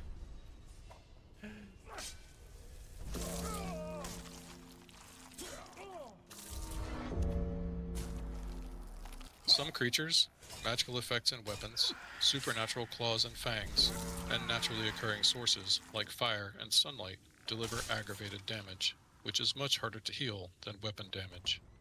Resting in your haven will heal aggravated damage. If Kristoff sustains severe damage or becomes low on vitae, or both, he risks losing control of his inner beast and allowing it to run rampant to sate its desires. This is frenzy. It can result in unpredictable outcomes as the beast seeks to heal or sate its thirst. A low humanity rating drops the threshold of frenzy when injured or thirsty. It can also be a violation of the masquerade, exposing your vampiric nature to mortal society. Fair. Let's wind the clock a couple of centuries. We're in London. It is the year 1999, shortly after Kristoff awoke 800 years later. Yes. Modern day. Kinda, sorta.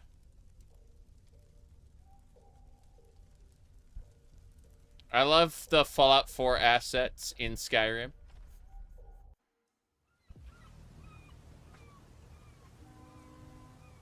Yep.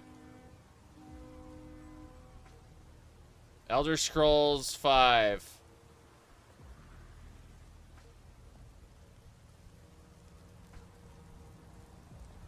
Come, I haven't got all day. Come, I haven't got all day. A high perception score can reveal otherwise hidden spaces or objects. If you purchase it in abundance, be on the lookout for telltale signs of hidden objects. Yeah.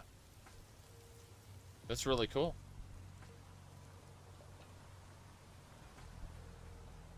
High perception means glowy stuff in the environment. Beating in public, obvious discipline use, and frenzy can result in violating the age-old tradition of the masquerade. Masquerade hiding from violation mortals right there. As they rise up and slay all vampires. If your masquerade score drops too low, hunters will become aware of your existence and will seek to end it. The lower the masquerade rating goes, the stronger the presence of hunters. Yeah.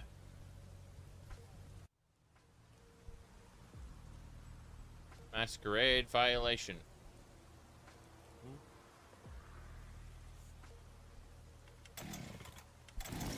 Attacking others in public will result in criminal violation. If you commit such a crime, the authorities will try to slay you. You must then defeat them or flee and hide until they... The amount give of up effort search. that went into that chainsaw was something else. The fact that it has fuel is pretty amazing. In the Dark Ages, eluding guards is much simpler than the SWAT and helicopter drop teams that enforce the law in modern life. Yeah! Helicopter drop team, that's, authorities search. I believe we stirred the pot a bit too much. We should make a getaway. We'll use the Mask of 1,000 Faces discipline to vamoose out of here in disguise. Oh, you're that guy now. Nice.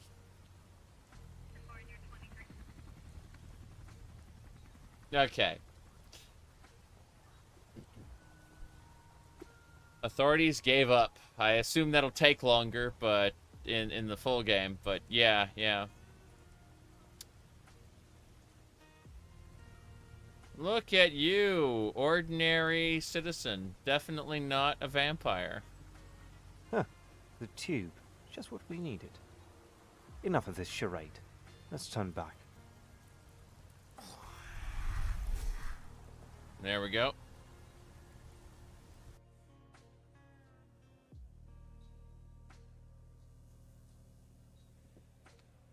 Welcome to Elder Scrolls V Skyrim, everybody.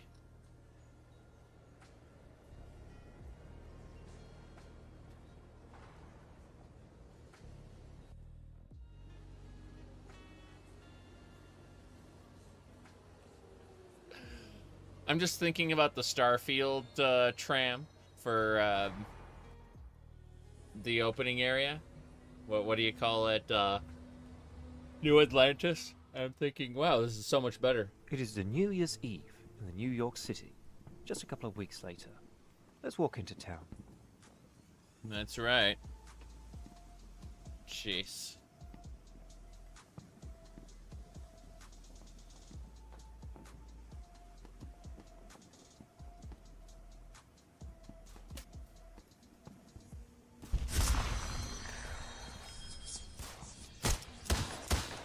We are fortunate to be able to demo a gunplay mod by modder Declined Dawn. This mod animates the use of guns in a much more believable fashion, including recoil, shell ejection when appropriate, and reloading animations. Because the mod is not yet complete, we cannot promise its inclusion in our project, but we are optimistic about its inclusion.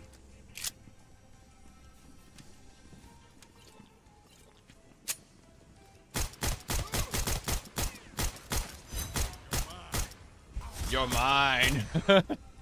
I love the random Skyrim barks from that obvious orc. Yep.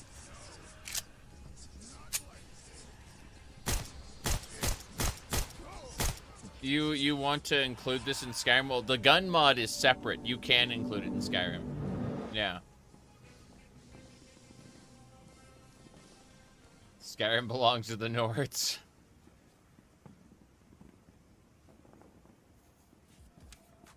Oh, jeez.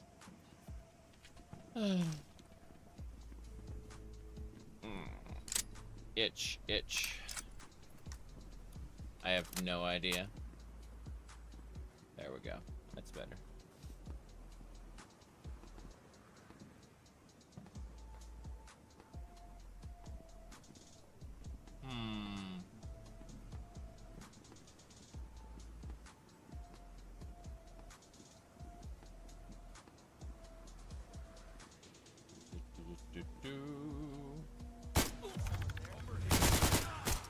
Over here.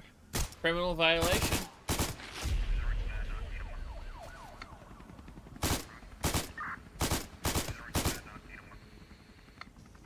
shoot Alduin with this gun. Yeah, definitely.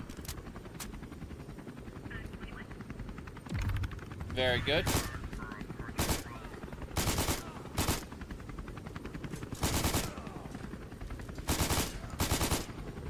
Yeah, the SWAT team need to, like, jump down at once and strategically ambush you, I not think we've just warmed the place up. stand at Outside. a single point and be easy to kill. The full throttle. Bar and grill. The authorities gave up because you went around a corner. Imagine that in real life. Just go around a corner. The authorities give up. We hope you enjoyed this presentation of Vampire the Masquerade Reawakened, and after 5 years of development, we hope you'll be able to play it soon. Yeah, it looks good. For a Skyrim total conversion, looks kind of spectacular, although, let's mute that. Yep. There we go. What in oblivion is that? That's right. Okay. Game writing or narrative design is the foundation of all larger modding projects. From lore and world-building documents to NPC dialogue, in-game literature, and larger quest lines, it needs writers to create something that every other department will constantly reference and use.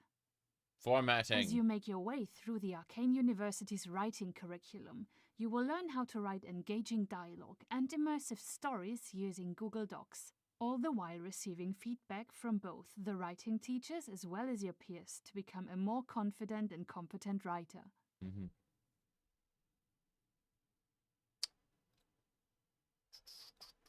This is very, very subjective, though.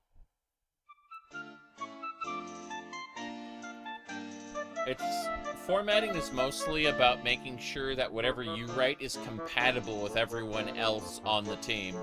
Specifically, that it can be deciphered at a moment's glance. That's the point of it.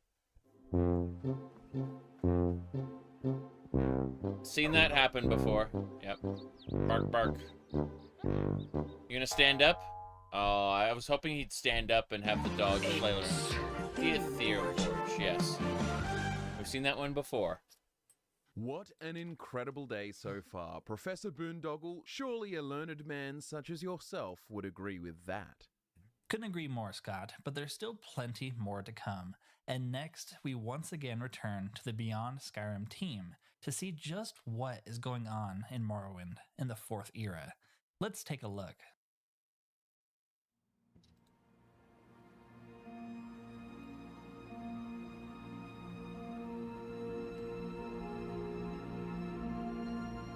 Beyond Skyrim, Morrowind, the New North. Hello and welcome to Beyond Skyrim Morrowind Showcase for Creation ModCon 2026. Today, we'll finally be showing some of our first voiced quest content for our pre-release, The New North.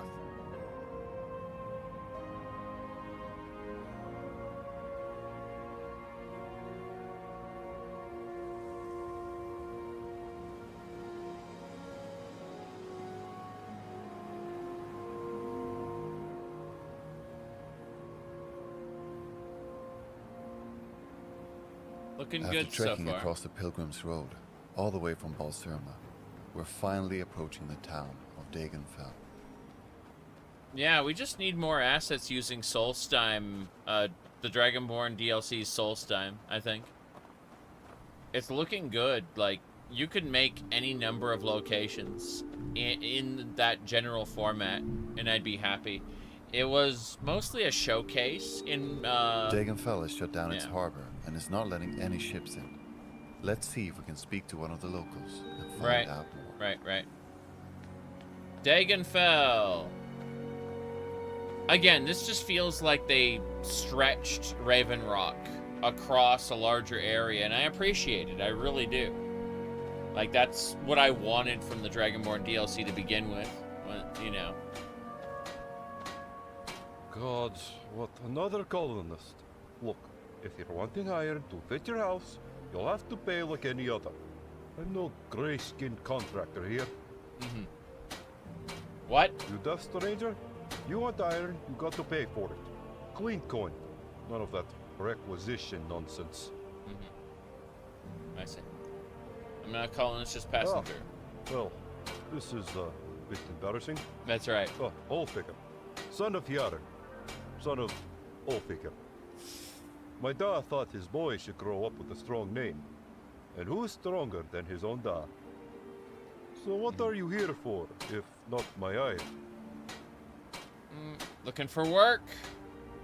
Well, I heard Badwater might have something for you types.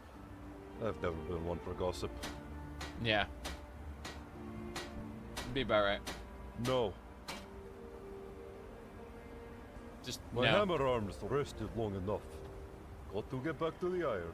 What are you talking about? You were using iron the whole time. Dagonfell has a deeply entrenched divide between the local Norns, whose ancestors survived the Red Year, and the Redoran, who have recently begun to resettle the island. Oh. The Redoran hold legal claim over the territory, and is maintaining a fragile peace for now. I see. That's fine. I do With like our the priority shrine claims out of the way, Missoura. our 3D department has been hard at work polishing and adding new assets to make the world feel more unique. Racism is a strong Our word. Well, improved Dagonfell house it's kit part and of the betting match we Morrowind. saw just outside the bulwark. Racial For some tensions reason, are a examples big of deal because they have like deep religious foundations that say despise each other, and they've been able to mostly overcome that. Surely you realize that having our harbor closed off is detrimental to both of our occupations? Is there no way to open ship access? Even a little? Until that tower stops spilling its muck into the water, my hands are tied. No ships are getting in or out of Dagonfell. Yep, Skyrim assets are doing heavy lifting. It's true. Delayed shipments look better than lost shipments. Or lost ships, for that matter. When it's clear, I'll let you know. All right. But please, get this sorted out soon, Captain. I hesitate to think what the councillors might say if this continues. Now that the crowd is dispersing, we have a chance to ask the guard captain what's going on. Mind yourself. I don't tolerate troublemakers. That's the short of it, Outlander. This place has been empty for as long as anyone can remember. But it started pouring some kind of slag into the harbor recently. Yeah. I've sent 2 guards to try to shut it down, but they never came back. That's right. And I told everyone to keep their distance as well. These fumes could make an Indoril stop holding his nose high. I've got a man on the cliff to wave away any ships trying to dock. That slag ate through 2 fishing boats already. I won't lose more to it. If you want to help, fine. But don't go getting yourself killed, alright? Tell the guard I said you could go in. Report back to me once you're done. We have to do something soon before all the fish around here go belly up. And there's no telling what those fumes will do to the townsfolk if we keep breathing them. Yeah. Yeah. It's kind of weird. Started the fire. So you gotta go into that tower and The guard deal captain with... has tasked us with investigating the Dwemer Tower over Charnay. Once known to the locals as the Vacant Tower. We're heading there next. Cool. Dungeon crawling. God, I love the idea of going to Morrowind starting on Dagonfell. As you've heard, we're finally starting to get the bulk of voice acting in-game. So far, 2 voice types have been implemented in-game, while several more are in the process of getting cut up and processed. A total of 9 voice actors have completed their first round of recording. When they while 18 say more voice processed, actors have had their samples approved. and they they're currently don't recording just mean like leaving 6 more equalizing roles left to be volume level. There are several, and I'm using air quotes, qualities to voice acting that you kind of Hold need it, to Sarah. The tower's off limits. modify slightly to make it all Something sound like inside it is was causing it to recorded spill in that slack one into session. The harbor. We've already lost 2 guardsmen in there trying to stop it. Until this mess is sorted, no one else is going in without Captain Fallon's say-so. He should be in town if you want to lend a hand. He finally found someone foolish enough to go back in there? Well, let me get the door for you then. The captain had me take out one of the cogs, so the lever doesn't work for anyone but me.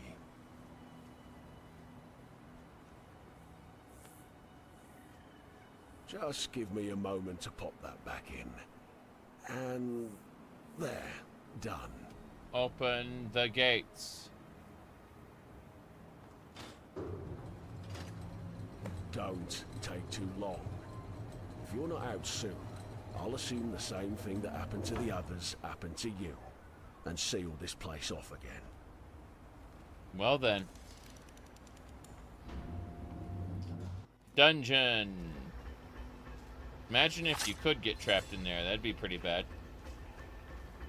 This design's looking pretty nice, though. Way better than Skyrim's Dwemer Ruins, that's for sure. Yeah, this is this looks like a high-fidelity version of Morrowind's Dwemer Ruins, and I appreciate that. I did not much care for Skyrim's Dwemer Ruins, to be honest, so it's nice to see something that, you know, I actually appreciate the look of. Yeah.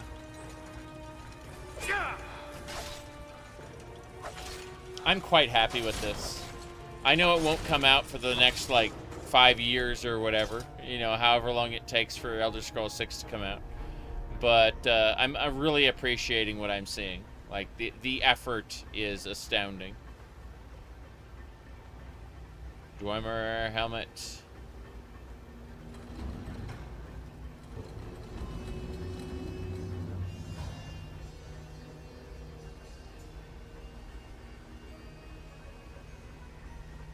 Oh, look at the little dwarven statue there. That's cool. Metal stairs. I do appreciate the mixture of stone and metal because it does, it feels like it's referencing Skyrim's Dwemer Ruins without, you know, copy-pastaing them, right? The mix of metal and stone is just really well done. Yeah. You think these guys love Morrowind? Yeah, yeah.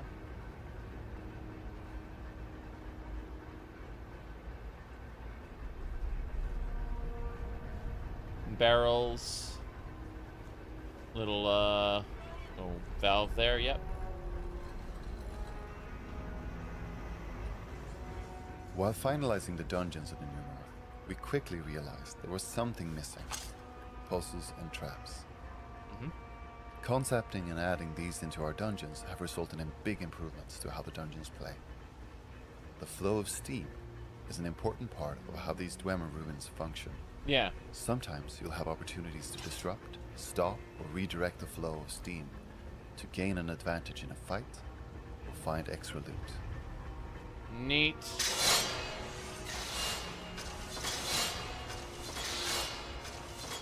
Oh, that's a nice looking trap.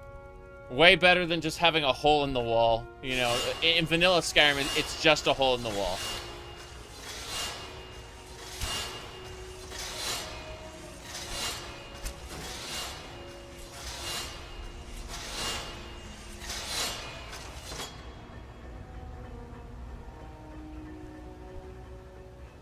Okay, that's a little difficult, I would say. To be able to tell, like, breaking that little pipe does thing.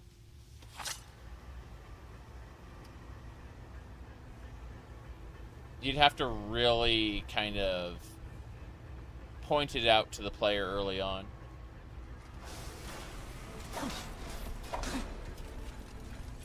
Dwarven Spider and Centurion.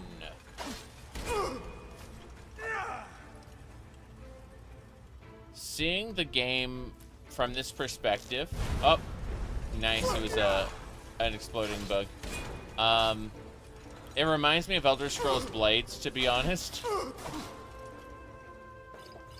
Yeah. I think that Elder Scrolls Blades combat was a lot more authentic than people give it credit for. You know, when it said Blades is a pure Elder Scrolls game, it's like, yeah, from a Skyrim perspective, I think that's true. From how like you were intended to play, not how we play it, obviously, because we will like step back and dodge rather than block. You know. I'm pretty sure Elder Scrolls games just weren't designed with the idea that you could step back and not get hit by a monster. I think you were supposed to engage with the monsters, block and heal and stuff. No right to take what is mine. No right to take what is mine. Okay.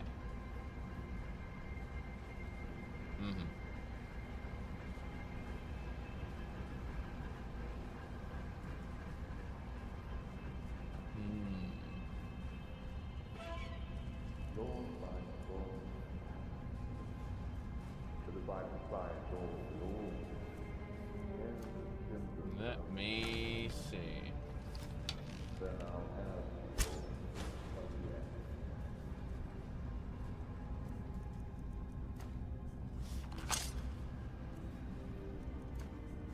Looking good. So I like these are fire shocks instead of fire spiders. So you're throwing little beetles basically.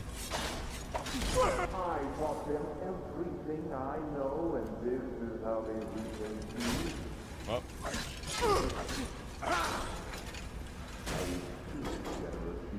It's dead. I really like Sphere Centurions in general. I feel like they could have iterated on Dwarven mechanics a little more than just add a ballista creature.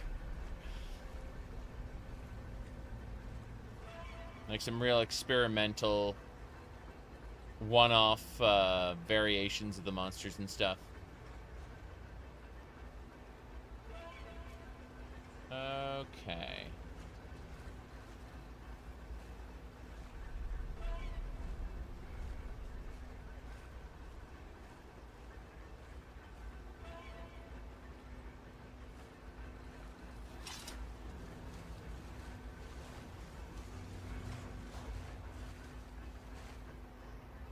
Radio.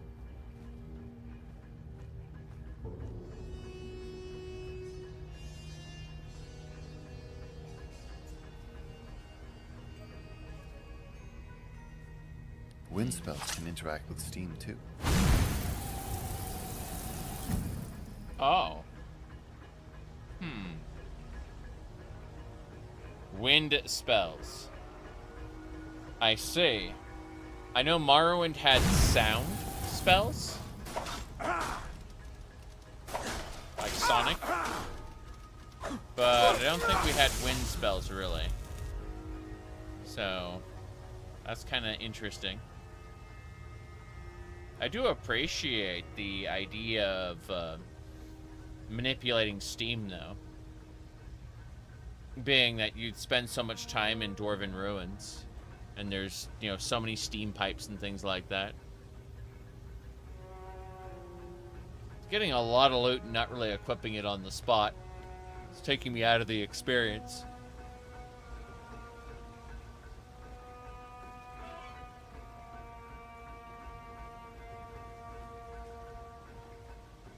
Okay.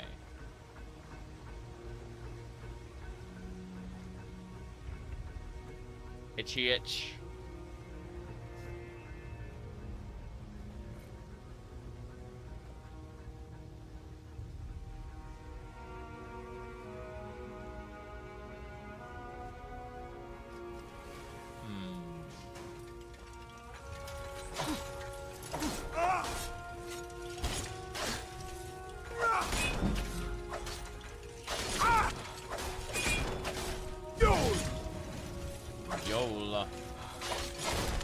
So you are the Yoling Dragonborn, then.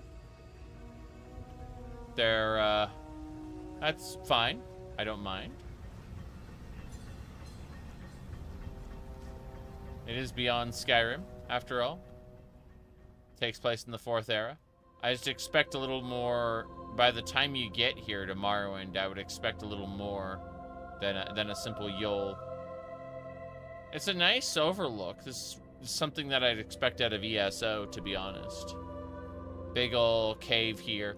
In fact, Lost Kogarun has an area underneath it in ESO that looks a lot like this location.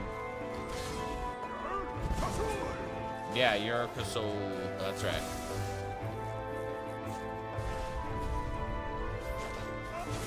Those shock beetles aren't doing a whole lot overall. Like, there's nothing stopping you from just beating the enemy up the normal way.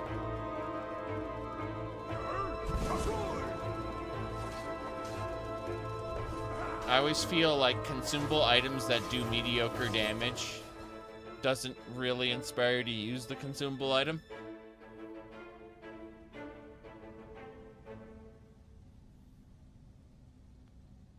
It's looking good so far, though. I really appreciate this like dungeon showcase. This is how I wanted Dwemer Ruins to be in Skyrim to begin with. So, it's nice to see that vision I had in my head realized here. We got ghosts. I mean, this area looks... that catwalk looks great as well. But this looks like a good place to get ambushed by like a Dwemer ghost or something.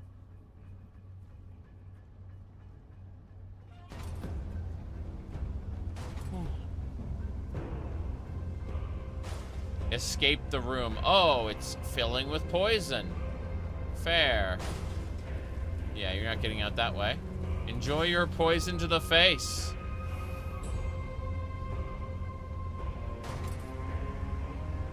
So your current objective is escape the room. They've implemented escape rooms in Morrowind via the Skyrim engine. Yeah, quick cut to where you can't go through that door. That's all the time we have for Morrowind today. We'll keep the rest of the quest a surprise. I see. Thank you for tuning in. We hope you enjoy the rest of Creation ModCon 2026. Yeah. I think that was the main problem I had with trying to showcase Tamriel Rebuilt in a video. It was this idea that, okay, I don't want to spoil the quest for everybody. They're like, show them the quest, show them the quest. It's like, no, I don't want to spoil the quests. Kind of a weird situation there. Okay. Anyway, I wonder what we have left today then. We've, I know they're going to do like 2 days of this, so. Alright.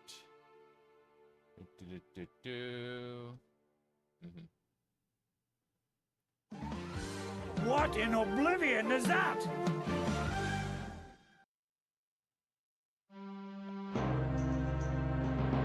Okay.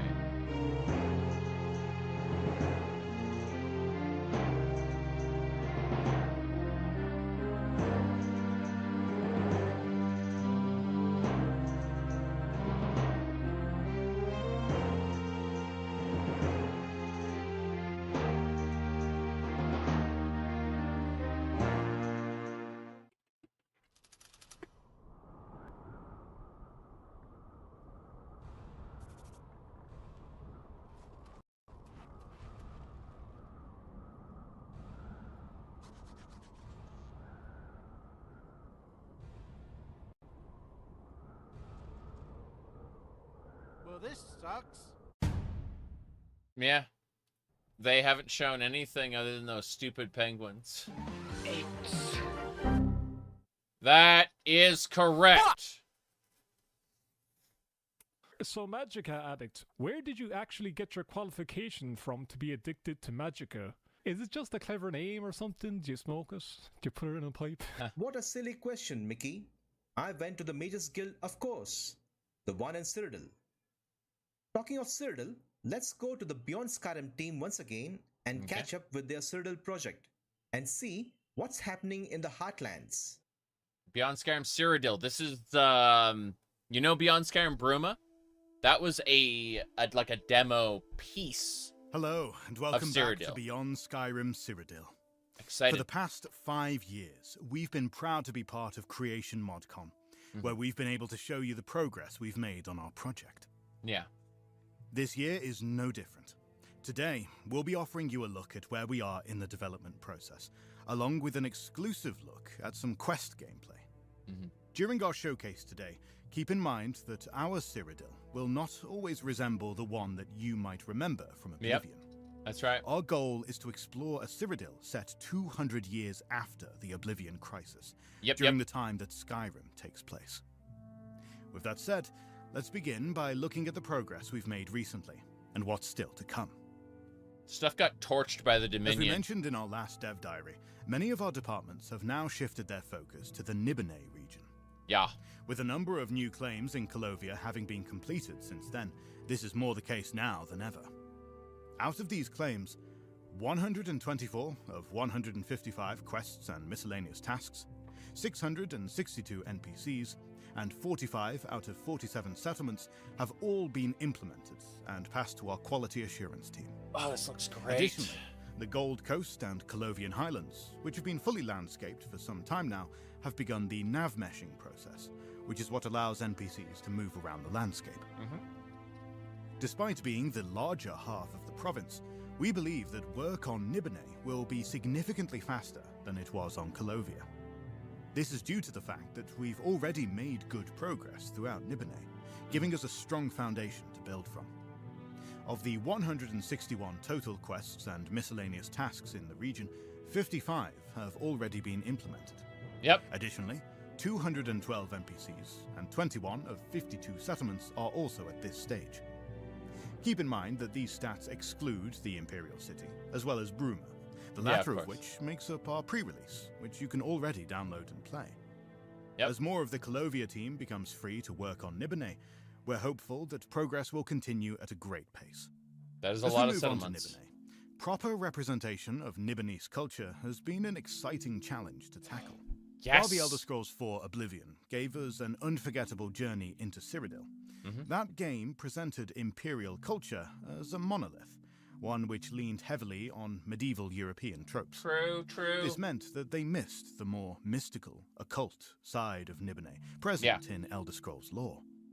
This has given us an opportunity to represent the diverse culture of the Nibelheimese people in a way that better aligns with that lore. I am so happy about this. To demonstrate the depth of the Nibelheimese culture that we're trying to convey, we have previously shown off the settlements of Cadlu and Mothlight. Today, we're excited to now show you the settlement of Water's Edge, as the team drives full speed towards the grand city of Leyawiin. This town lies on Water's Edge, where Black Forest lies as gate and hedge, sanctuary from the wild. In Oblivion, Water's Edge was a small village of just 3 houses. Those of you who played the Fighters Guild questline will remember the massacre committed in the village by the Blackwood Company. In the years following the massacre, the village grew into a small town, benefiting from then independent Bravil and Leyawiin fighting one another during the Stormcrown Interregnum, as the town served as a neutral haven for trade. Unfortunately for them, the town declined in both relevance and population after the Medes took power in the Empire, reuniting the 2 cities. Despite this, the town, now under the leadership of Janessa Merowald, a distant relative of Aelwyn Merowald from Oblivion, remains home to a fair number of residents, though not everyone is satisfied with the state of affairs in the town. Allow me just one more moment of your time. I promise that setting up shop here in Water's Edge is more lucrative than it may at first appear. Face the facts, Janessa. Water's Edge's days as a mercantile hub are long gone. Despite the wishes of their residents, Leyawiin and Bravil are not going to become independent again anytime soon. Yeah. This place is nothing but the rest stop for eccentrics and recluses. it's almost a joke that it's called Water's Edge, considering how dried up it's become. Rumors of Renrira Kryn attacking your own don't help the matter. I feel as if we are risking our lives just by standing around here. Renrira Kryn? Elias's parents were an exceptional case. I'll have you know. Elias, didn't you mention that the boy is also missing? True. Enough, enough. I understand you enjoy leading your little hovel here with pride, but we don't have time for it anymore. Good day to you. Wow. Goodbye, merchants. It seems like the traveling merchants are also not very impressed by the state of the town nowadays. Modern Water's Edge provides respite to weary travelers as they haul their wares between Bravel and Leowin. The flavor of this respite is bathed in eccentricity, as is exemplified by the local inn, the Doting Goat. The Doting Goat. For those seeking heartier fare, the restaurant, the Nibbin Emerald, serves a variety of dishes, including its signature sauteed snapper, prepared by Imperial chef Vasilius Brasser. As you walk through Water's Edge's quiet streets, you'll notice its residents are as diverse racially as they are culturally and spiritually. Nibbenese numinosity in action. Recently, though, this town in particular has become home to a number of eccentrics and recluses. The College of Whispers Cynosure in town is home to many of these individuals, as it is the guild's official headquarters. The secluded location and low population of the town make it an ideal place for the college to practice necromancy and conjuration away from prying eyes. Now that we're here at the Cynosure, let's venture into the courtyard, where it sounds like someone is in distress. The Cynosure is for the College of Whispers.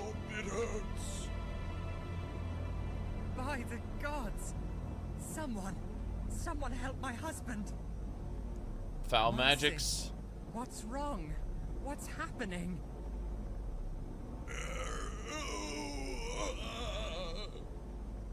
Hold on. Here. Renna, what happened? You should be fine now. Though I can't say what it was I just dispelled. Some sort of curse, I would guess. Curse? My husband is cursed. I demand you do something about this. I'll begin looking into it immediately, Mom. Rest assured. Curse? Ysera. The damn innkeeper did this, didn't she? A curse? We'd best help out before this spreads. I sense a magic aura permeating the area. Presumably it has something to do with the incident with the townsfolk. Strange. You saw that, did you? It's hard to believe, but after examining him, my best conclusion is that his blood was boiling. Yes. It sounds strange, but I examined some of his blood, and there's evidence of heat and vapor. Yeah, in his blood. Paired with his described symptoms, it most certainly seems this was the case. Okay. What could have caused it? All I have for now are questions and theories. I suppose an experienced mage might have the ability to craft such a curse, and hide his or her presence after. Yeah.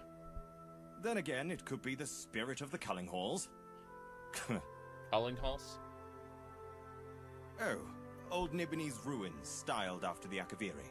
Supposedly home to some local myth the people here mention from time to time. I mean, the report I read on him did mention the victims of the spirit, Nuremar Vindictus, showing similar symptoms. And, like Marcin, they were all Colovians. Yeah. While it seems unlikely, perhaps someone should investigate the Culling Halls. Just to be sure. I see. You wouldn't be interested in such a task, would you? Yeah, dungeon Not crawling's far from good. here. The existence of such mage tunnels was one of the reasons for the construction of this Cynosure, you know. Oh. However, this underground manor has not been entered in some time. Okay. You'll have to find the entrance yourself. Yeah. The report I mentioned reading is called The Report on the Settlement of Water's Edge. I suggest reading the report. It should be here in the Cynosure somewhere. Thanks for the assistance in this matter. Rest assured it will be rewarded. Right, the culling Curse, halls. the spirit, and ancient culling halls. It sounds like it requires some further investigation. Well, I appreciate that the College of Whispers actually has locations with quests, as opposed to just being like a replica of the Mages Guild. A report on the Cynosure's founding, it seems. This Nuramar Vindictus is said to be a battle mage from the Second Era. Yeah. There are seemingly some magical energies northeast of the Cynosure. That could be a good lead. This report also mentioned an old phrase to unlock something. Interesting. Let's have a look around some more. The two townspeople are still around. Maybe they have more clues. Is the Synod a joinable faction? Witches, Couldn't say. murders, and now curses? I regard that the college had better do something about all this. I just know this is Ysera's fault. The Synod appear I've to had this be feeling like a shadow has been like following me. a politically driven Not faction. mine. It's hard to describe. So I don't know.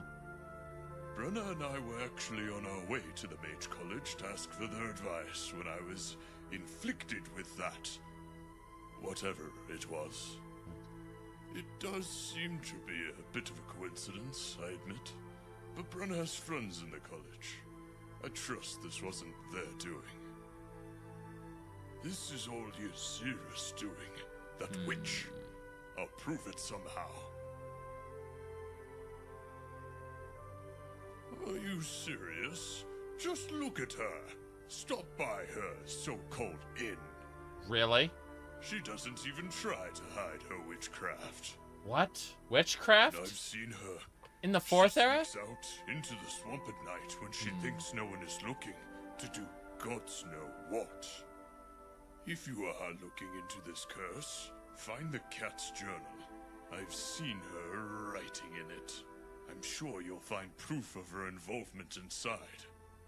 What? Speak to my wife. She loves it. Martin seems very convinced that Ysera is to blame. Okay. Maybe we should go speak with her at the inn. And to see close if his things up, hold on. suspicions hold any merit.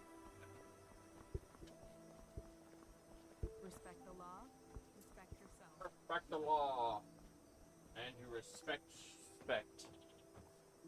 I'm fixing things.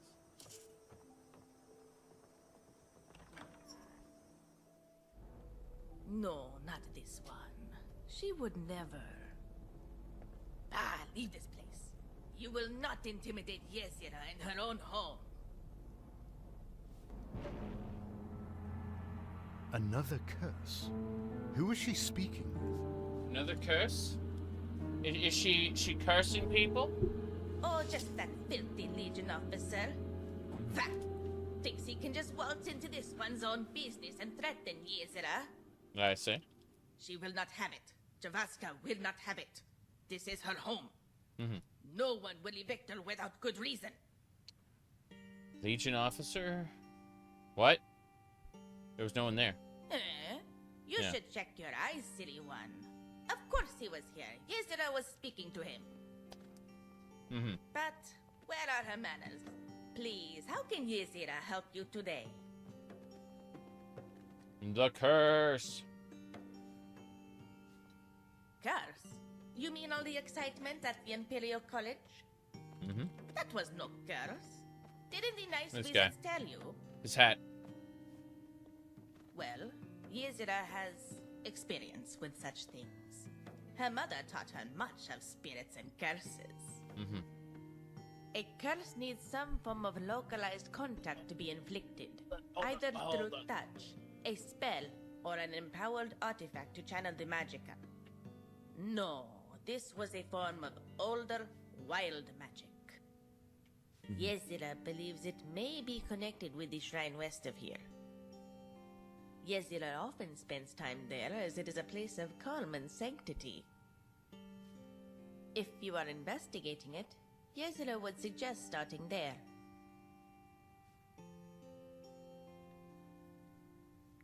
curious individual, isn't she? Though it doesn't seem like she's responsible for the curse. Let's go find that shrine. Yeah, the cat is named Callie. She's 4 years old and traumatized. She was abandoned and didn't know why she was abandoned. It should be further up this road, towards a Khajiiti town called Border Watch. Thank the gods for the Imperial roads. This jungle is quite thick. Up, and... these look like hefty blood spriggans, yep. The curse! This is nice. Blood spriggans. What was that? Or even the Spriggans cursed? They are.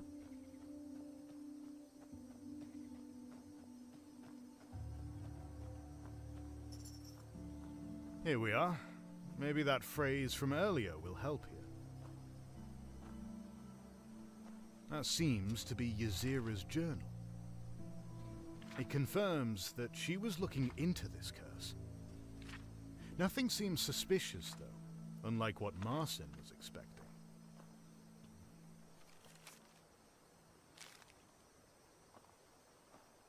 Aka Meshuthu, Kathlat Shindu. Akaviri Shrine. What do you mean? There's an ancient Akaviri curse here. This is lovely. A Spriggan's gonna attack, or what? Well, it seems some local spirits are helping us. Let's see where they lead us. Okay.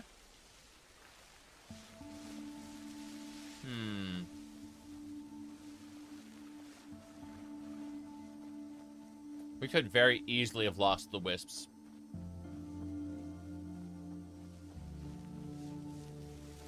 An old Akaviri ruin. The culling halls. This must be the culling halls. There we go. So they exist after all.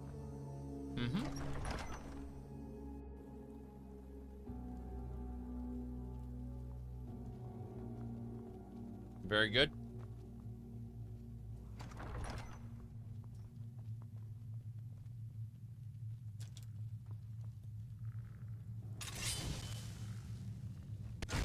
Sun damage against undead. It's very good. Yeah. That is one thing that hasn't changed from the Dawnguard DLC.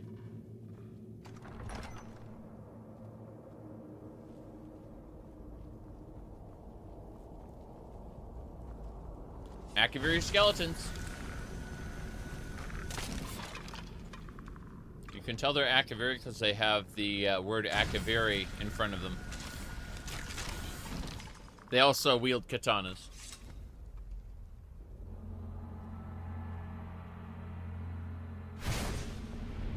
Hold a chain. Seems there's a magical mechanism to cross this chasm. Well, a puzzle a day keeps the wraiths away.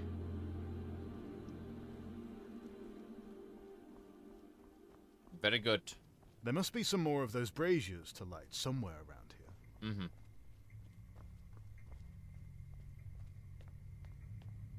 The camera transition was so smooth that I didn't really notice there was stairs there. I'm like, are you gonna just fall off the platform or what? And then the player slowly descended. Paid creations? No, this is all free.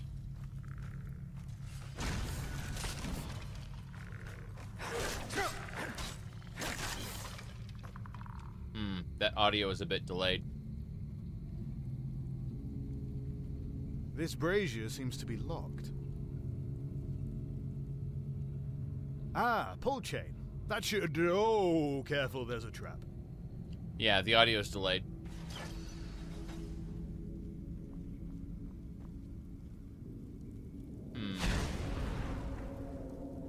That's 2 braziers lit. 1 to follow. Hold on. I'm gonna see if that fixes it. It might be baked into the stream. It's baked into the stream. Yeah. The audio delay is just kind of part of the presentation. Irritating. I was hoping the desync was something I could refresh away, and when I refreshed it, it didn't do anything.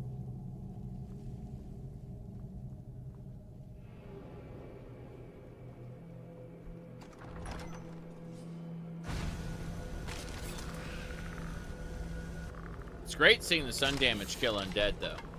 Most players don't get access to sun damage spells long until, like, after their usefulness has come to an end. That should hopefully be all of them. Let's take a look at the puzzle again.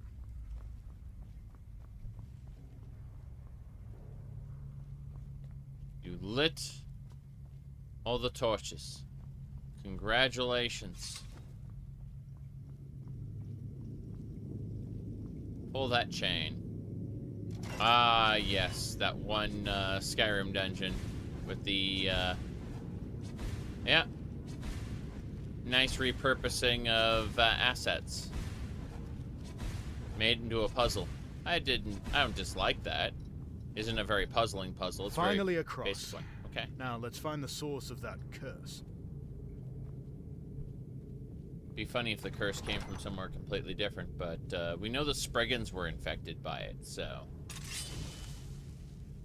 I don't know why the Akaviri Shrine would cause the Spriggans to lead you to your destination. Kind of weird. Is this video games? Oh, he's the source of the curse. Welcome to my home, trespasser. I have seen you, felt your every movement on the surface. You wish to unravel my work. Is this so? Mm-hmm. Incredible what centuries of stored magic can accomplish, is it not? He's still alive.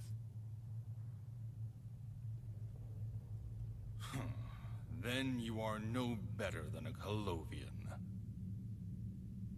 Every drop of their blood I spill is nothing compared to the tragedies they wrought upon my family. Harkon Unfortunately point. for you, I find meddlers almost as distasteful as I find Colovians. Huh. You'll do fine to satiate my rage, I think. Oh. Vampires. That explains everything. I mean, sun damage against vampires would probably be a good idea, but instead they're using wind spells for some reason. Don't really know why. Their magic has been drained.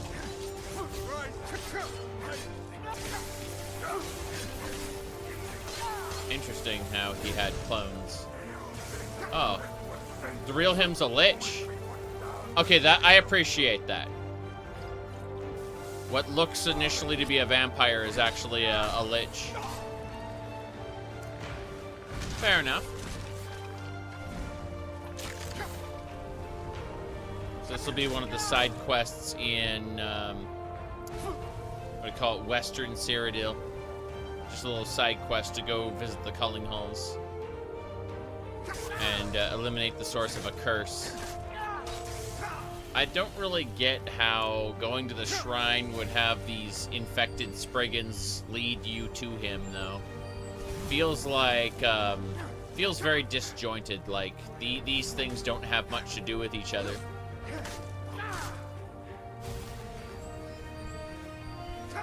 They are making doing a good job of making the fight seem difficult. Even though, you know, a lot of this is just bad player decisions and being extremely low level. A lot of this could have been brute force through.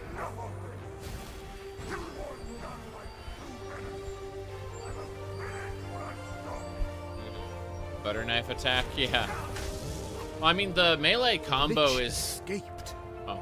It wants to finish what it started. Mm-hmm. That doesn't sound good. We'd better follow it, wherever Yeah. it went. Oh, there's a portal there, yeah. Fair enough. Huh. Okay, Okay, so it's what, draining the souls of other people?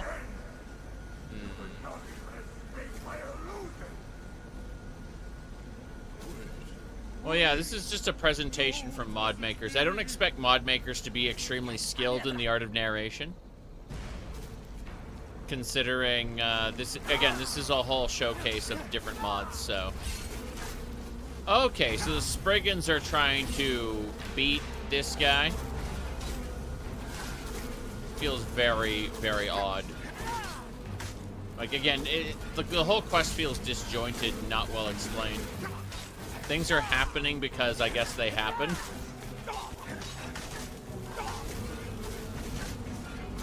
And the player needs to drink a Magicka potion if they want to use any more sun damage.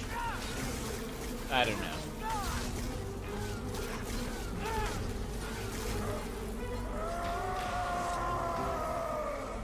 By the way, the audio is on a delay. The Lich is cool, I agree. What a fight. Fortunately, we were able to save Marcin. Thank you. I was wrong to treat you with suspicion before. This one is pleased that the blind Imperial has finally opened his eyes. All right. Don't let it go to your head now. That guy was being drained. Yeah. Was that real? I feel like I just stepped out of a dream. Yep. By the gods. Thank you, my friend. Thank you. I am in your debt. Ysirus too. Even if I am embarrassed to admit it. I don't know why that monster hated Colovians so, but I'm just thankful it's dead now. Please, accept this reward. It was my father's. Be safe, my friend. Very silly. Okay.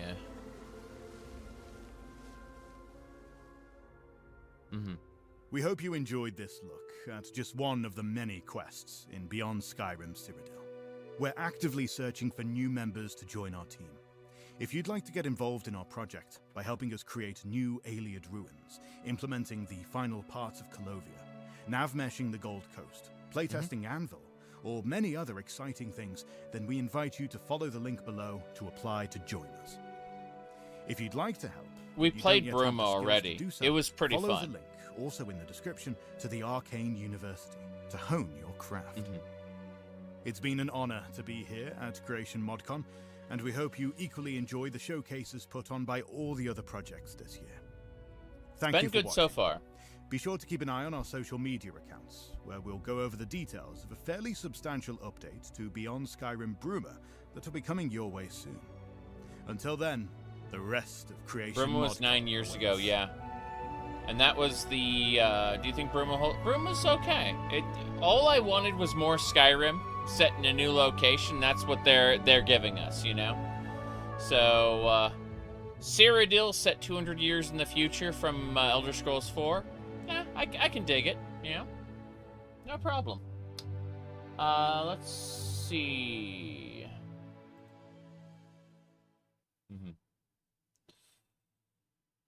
So that is day one of Creation ModCon done and dusted. And we would like to thank all of the teams for their showcases, and all of you viewers for watching. 'Kay. This doesn't happen without you. So tomorrow... Absolutely, Renara. And tomorrow looks like it will be full of excitement and Yeah. reveals too, plus our charity incentive stream, which is always a lot of fun. Fair and enough. we will be raising money for cancer research, an extremely worthy cause. So, So with Vampire that the being Masquerade said, was really Make good. sure to rejoin us tomorrow for Creation ModCon 2026 Day 2. Let me do this. I'm gonna go Creation Mod Con, and then YouTube. We're gonna go to the YouTube one here. Hold on. Yeah, Vampire the Masquerade Reawakened is pretty fun, actually. Like, it looks pretty good, at least. Let me, it's going to be based on Vampire the Masquerade, what do you call it, Redemption. I'm pulling this up, hold on. Okay, here we go. Ah! Sorry, I need to fix things. That should do it. Okay. So, pull this open. This is the stream that we had earlier, but I want to see a thing. No, it's based on Redemption. It's good, but yeah. Redemption is the 2D thing, or it's a top-down isometric game. Not 2D, but isometric. Hold on. Places all the. I'm finding this. Okay, so they went over the Beyond Skyrim Argonia. Looks really good. Really good. Honestly, Bloodlines isn't a good fit for their first project. It's too big. You know what I mean? But yeah, Argonia is looks pretty good. Let's see. Here we go. Future.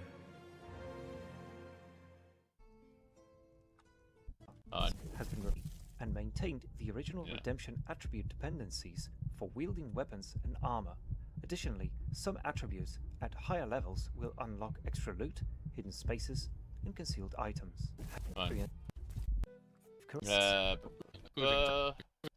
Let's pull open the thing here. Let me see. Okay, this is like the old one. Then we skip a little more. Fight on our hands. Hold on. There you go. And this is in the future. Better get inside.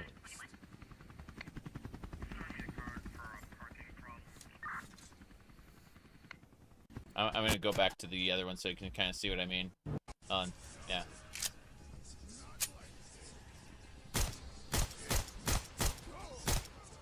Yep. Skyrim engine for trying. Yes, it's this is. That's what they're doing. Yeah. As I said, it's Redemption. Did you not expect it to be complete? Because it looks like it's going to be complete. Yeah. Bethesda, official Bethesda thing? No, Mal. This has absolutely nothing to do with Bethesda. Yeah. Which era is this? Yeah, exactly. Glorious. It is funny to see an orc go, never should have come here. Criminal violation. Yep.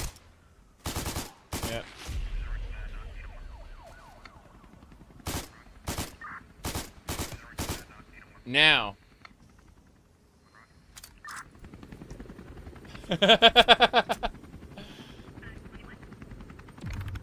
SWAT team. But don't worry, you can just shoot them as they spawn in, because, you know, yeah. Vampire the Masquerade, though, pretty interesting in the sense of Skyrim, you know? I like it very much. All right. Well, that's about it for now. Looks like we've covered the Creations ModCon. I just wanted to go back and poke at a couple things. So that was the standout, was the Vampire Masquerade. What do you call it? Vampire Masquerade Redemption total conversion for Skyrim that's in production. That's the standout that everyone's looking at. But I've got to say, Beyond Skyrim Morrowind is super interesting too, because if you look at these Dwemer ruins, don't take too long. Look at these. They used Morrowind era Dwemer ruins in the Skyrim engine. That is good. Like, holy crap.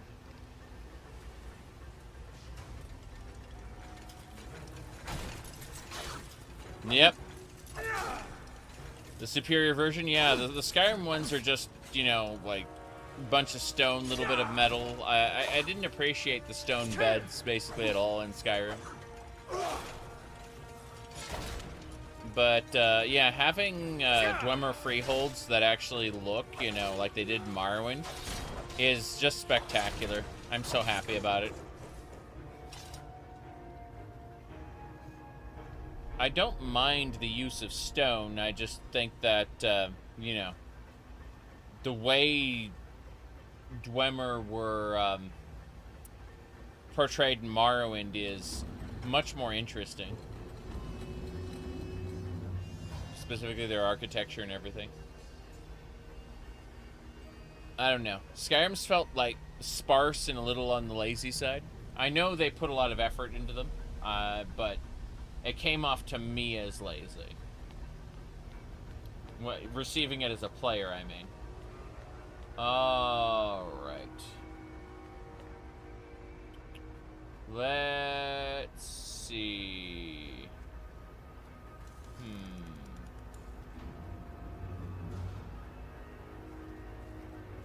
Anyway. I think that's about it. Yeah, I think that we've basically covered everything I wanted to cover. So beyond Skyrim, Cyrodiil is, we saw at the end. That was with the Blood Curse and the College of Whispers and such. While finalizing the dungeons of the New North, we quickly realized there was something missing. Puzzles and traps. Puzzles and traps. Concepting and adding these into our dungeons have resulted in big improvements to how the dungeons This is what I want to show off real quick. The flow of steam is an important part of how these Dwemer ruins function. Yeah. Sometimes you'll have opportunities to disrupt, stop, or redirect the flow of steam to gain an advantage in a fight or find extra loot. So, you see that steam valve? This trap, in Skyrim, there would be a little hole. And that hole, like a spear would come out of to try to stab you. And that's all it would be in Skyrim. But in this, look at how the trap is designed. To find extra loot. See? I love that. The way these arms come out and stab. That is so well built compared to most of Skyrim's traps. And being like a clunky mechanical gadget feels very on brand for Dwemer, you know? Anyway, with that all done, I think we're going to take off for now. This was a good showcase. I plan to play more in a few minutes, but I plan to play games in a few minutes. I just want to kind of like end this stream as, you know, Creation ModCon and go to play other things. So to make this clear, if we pull up, they had the map at the end, right? They had like at the very end of the stream, they had, yeah, there we go. What do you call it? Yeah, so there's a lot of Beyond Skyrim going on here, and Skywind will be tomorrow, around the same time. I'm looking forward to it. So until then, I'll see y'all later. I'm gonna make a new stream to play video games in just a few minutes.